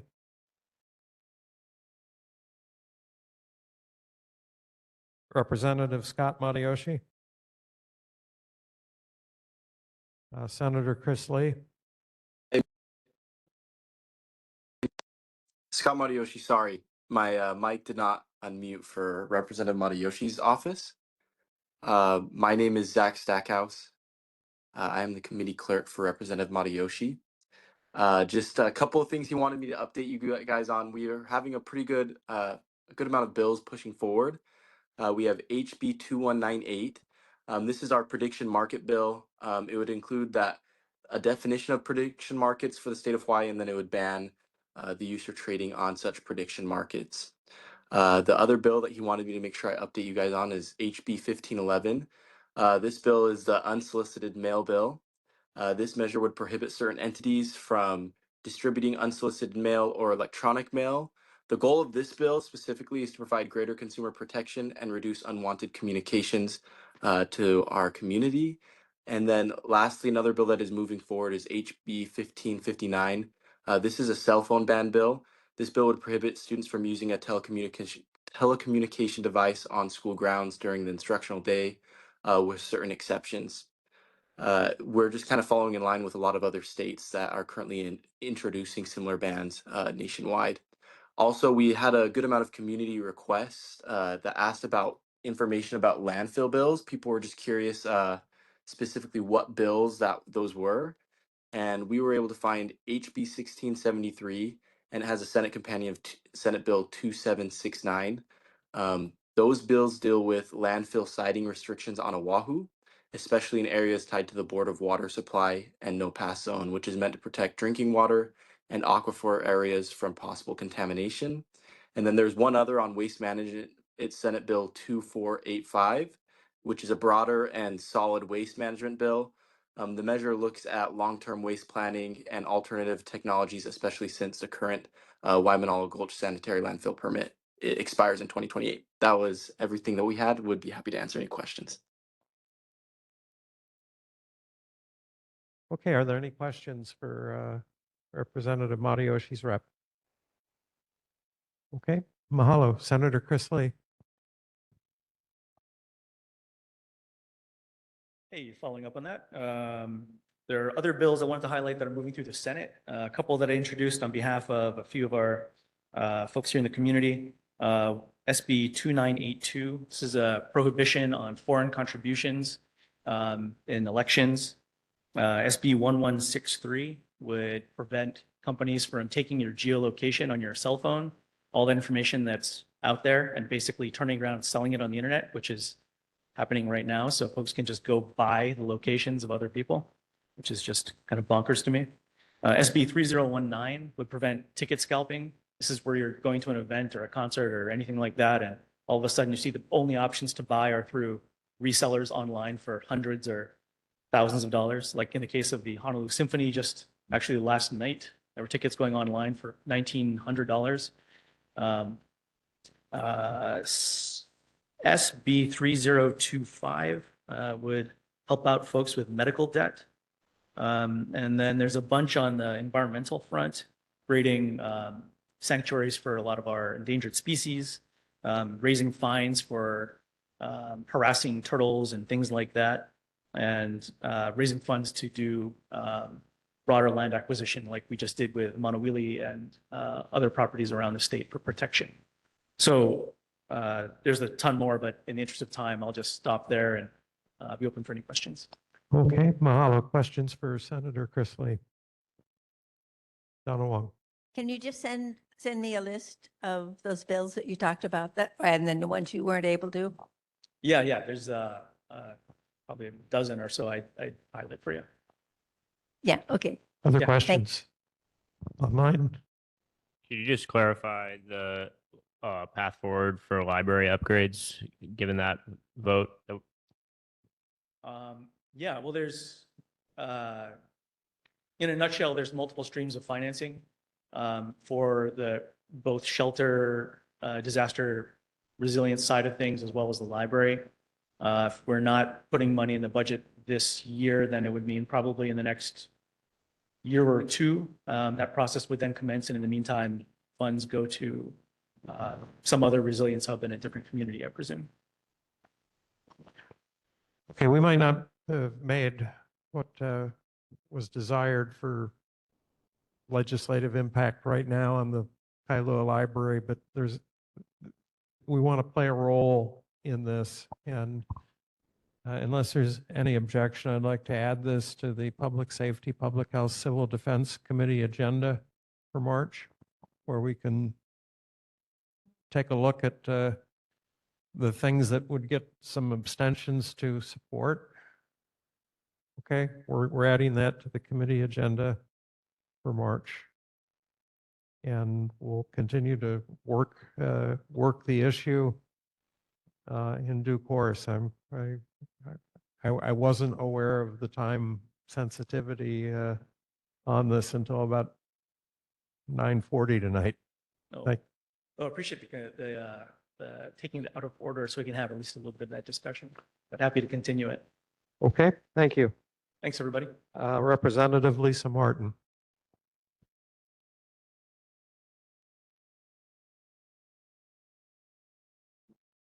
Aloha. There are so many bills to talk about, as we're going to crossover. And I feel like for my committee, Human Services and Homelessness, it's been good so far, just waiting to get our spirits crushed in the Senate. But yeah, I've been working on a lot of things to try to buffer the impact of our federal administration to keep people on benefits, SNAP, Medicaid, public housing. And I'm still very hopeful as bills move through. There's a lot of adjusting to be done, a lot of amendments. The process does work, right? We hear from agencies and, that they don't want to host something. We have to find another agency that does, et cetera. So that's the process I'm going through right now. One bill did die that was brought up by Senator Keho'olole's staff. And that was one related to the landfill. I was very disappointed. There is no imminent threat of a landfill in Kailua, but I just wanted to do my due diligence and not leave behind a situation where when it's time to move it, the only legal option on Oahu is Kailua. So I did want to take care of that, and the Board of Water Supply was very helpful. They made a GIS map of their no-pass zone over the summer at my request, so that we could use that as the line instead of the underground injection control line, which is much more restrictive. It did not pass in the House, so that was a bit disappointing. A particular chair had issues, felt that the way that it is right now is fine. The only one who has a problem with it is me. I'm like, of course I have a problem with it. It impacts my community. It's my job to have a problem with it. So anyways, try again next year, but that was a bit disappointing. More general legislation, a lot of things are moving on every topic, and my office is available to let you know if there's issues of interest, what is still moving, what you can support. I'm happy to say there are no bills that passed the House that I'm very worried about, which is unusual. In the past years, I felt like I've had to really fight particular bad bills, and I don't feel that way this year. So I'm very relieved. There was a bill to do extremely small lot sizes again, but that did not pass the House. There was a gambling bill that did not pass the House. So yeah, that's all. I'm available for questions, but more than that, it's so late. If you're interested in learning about things that are moving or not moving or just areas of interest, my office is really available. Okay, Levani Lipton. Question, because people asked for the last two meetings and I couldn't get to ask you. An update on the funding to connect Kawainui and Hamakua that was allocated. Any update on that? I do not have an update. It was, that funding was already, as you mentioned, allocated. I'm not sure if it's been released. I know that they haven't started working on that project. They know they have not. We've had discussions right after it was funded. I went and met with them on site and we talked about possibilities, and I feel like DOFA is on board and they're excited how they can use a location of where the water goes over to actually inundate currently dry zones and expand the wetland, expand the habitat. So it becomes even more of a win-win than I thought it would be. But it has not happened yet. It's not like city CIP money where we'll lose the money if it hasn't been used within 2 years? Not 2 years. It's a much longer period of time. The Kaiwa Ridge Trail funds, I got that my first year, so 5 years ago. And it has been encumbered this year, right? The contract has gone out, but within 5 years, if that is the guideline. It was going to expire if they didn't encumber it this year. Okay, mahalo. Representative Mike Lee.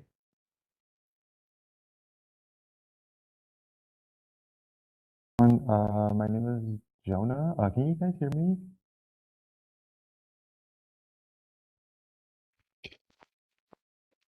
Oh, sorry, ahead.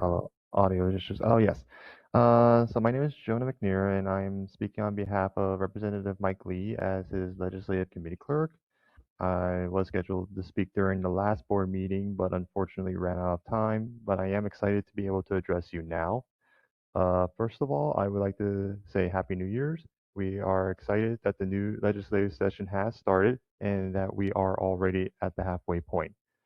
We sincerely appreciate the residents of Kailua and their input regarding community concerns and legislative issues, and we appreciate the contributions that they have made to bills and how they have made their voices heard.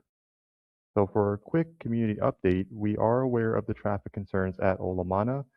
We have been working to resolve this issue, and I would like to thank the Olamana Community Association, Chair Hicks, and Transportation Chair Lau for their contributions towards resolving this issue. We look forward to working with the neighborhood and the neighborhood board, I'm sorry, and the Department of Transportation over the next few months in order to find viable solutions to this issue. Next, I would like to highlight the schools in our community for their wonderful work and perseverance in starting the 2025-2026 school year strong. Kailua High Schools achieved an outstanding record in high school athletics and made history with a Division I football championship victory over Kapa'a High School. We also had the opportunity to witness a positive and meaningful change in our community that supports our children. The grand opening of the new Makapu Elementary School on January 6th.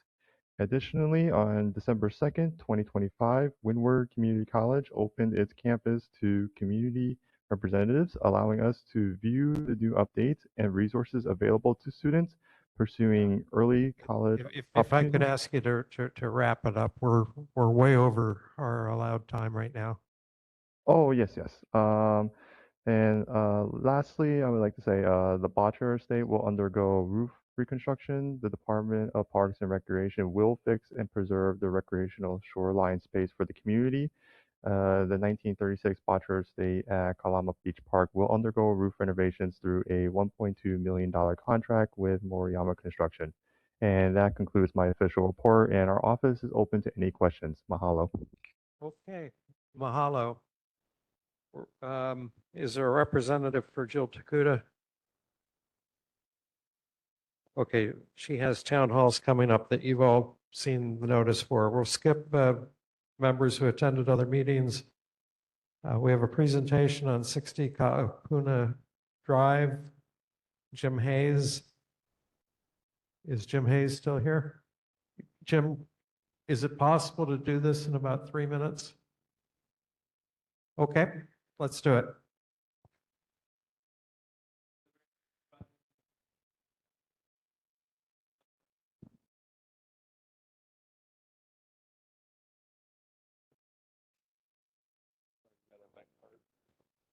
Okay, it's a single lot on Kaapuni Drive, zoned R10. The lot is over 28,000 square feet. The proposal involves 2 single-family dwellings, which is consistent with other nearby lots on the property or on the neighborhood. And that area, it's okay. The area is not experiencing shoreline erosion. So there's no special hazards in that area, and the project can easily comply with shoreline setback ordinance and the land use ordinance because it's a single level house instead of a 2-level house. So it won't be very tall. It won't cover too much of the lot or have a floor area ratio that exceeds the requirements. So that's really all I have. There's going to be an SMA permit moving forward. There'll be opportunity for people to provide their input at a DPP hearing and a subsequent zoning committee hearing at the city council. Okay, are there any questions? And I think you're on the agenda also for PZ&E this month, which is what we do following a board presentation. If there's follow-up questions, PZ&E, Planning, Zoning, and Environment Committee. So you are on the agenda for the committee. Are there any questions tonight? So are you aware of the PZ&E meeting and time and place, and if you have information, you can send it to me ahead of time so I can share with the committee members? I would only share the same information that is in the meeting materials tonight. Okay. Yeah, the I'll brief give you is my in the card. meeting materials. Okay, so Yeah, question. that's the third Tuesday. Yes, go ahead. How much additional time and expenses involved in doing a project in a special management area versus a project in a non-special management area from the construction side of the house? For 1 or 2 single-family dwellings in the special management area, it adds roughly 6 months to 7 months to the schedule of permitting because it has to happen prior to submitting a building permit. And it adds, it depends on the project, but it adds between $25,000 and $75,000 to the permitting cost. Thank you. Okay, thank you very much. I'm sorry for the lateness of the hour. We have one remaining individual motion, but we have to do it in order to get funding before the I Love Kailua party. Would anybody like to make the motion to participate in the town party this year? I can make the motion, Chair. Very good. Is there a second? Second. Jeremy Trexkin. Are there any objections to participating in the town party this year? Do you object? Are you saying I do not love Kailua? Well, you could love Kailua and say, I don't want to be in the parade. I'm sorry, not the parade, the fair, the party. Okay, hearing no objections, the motion carries.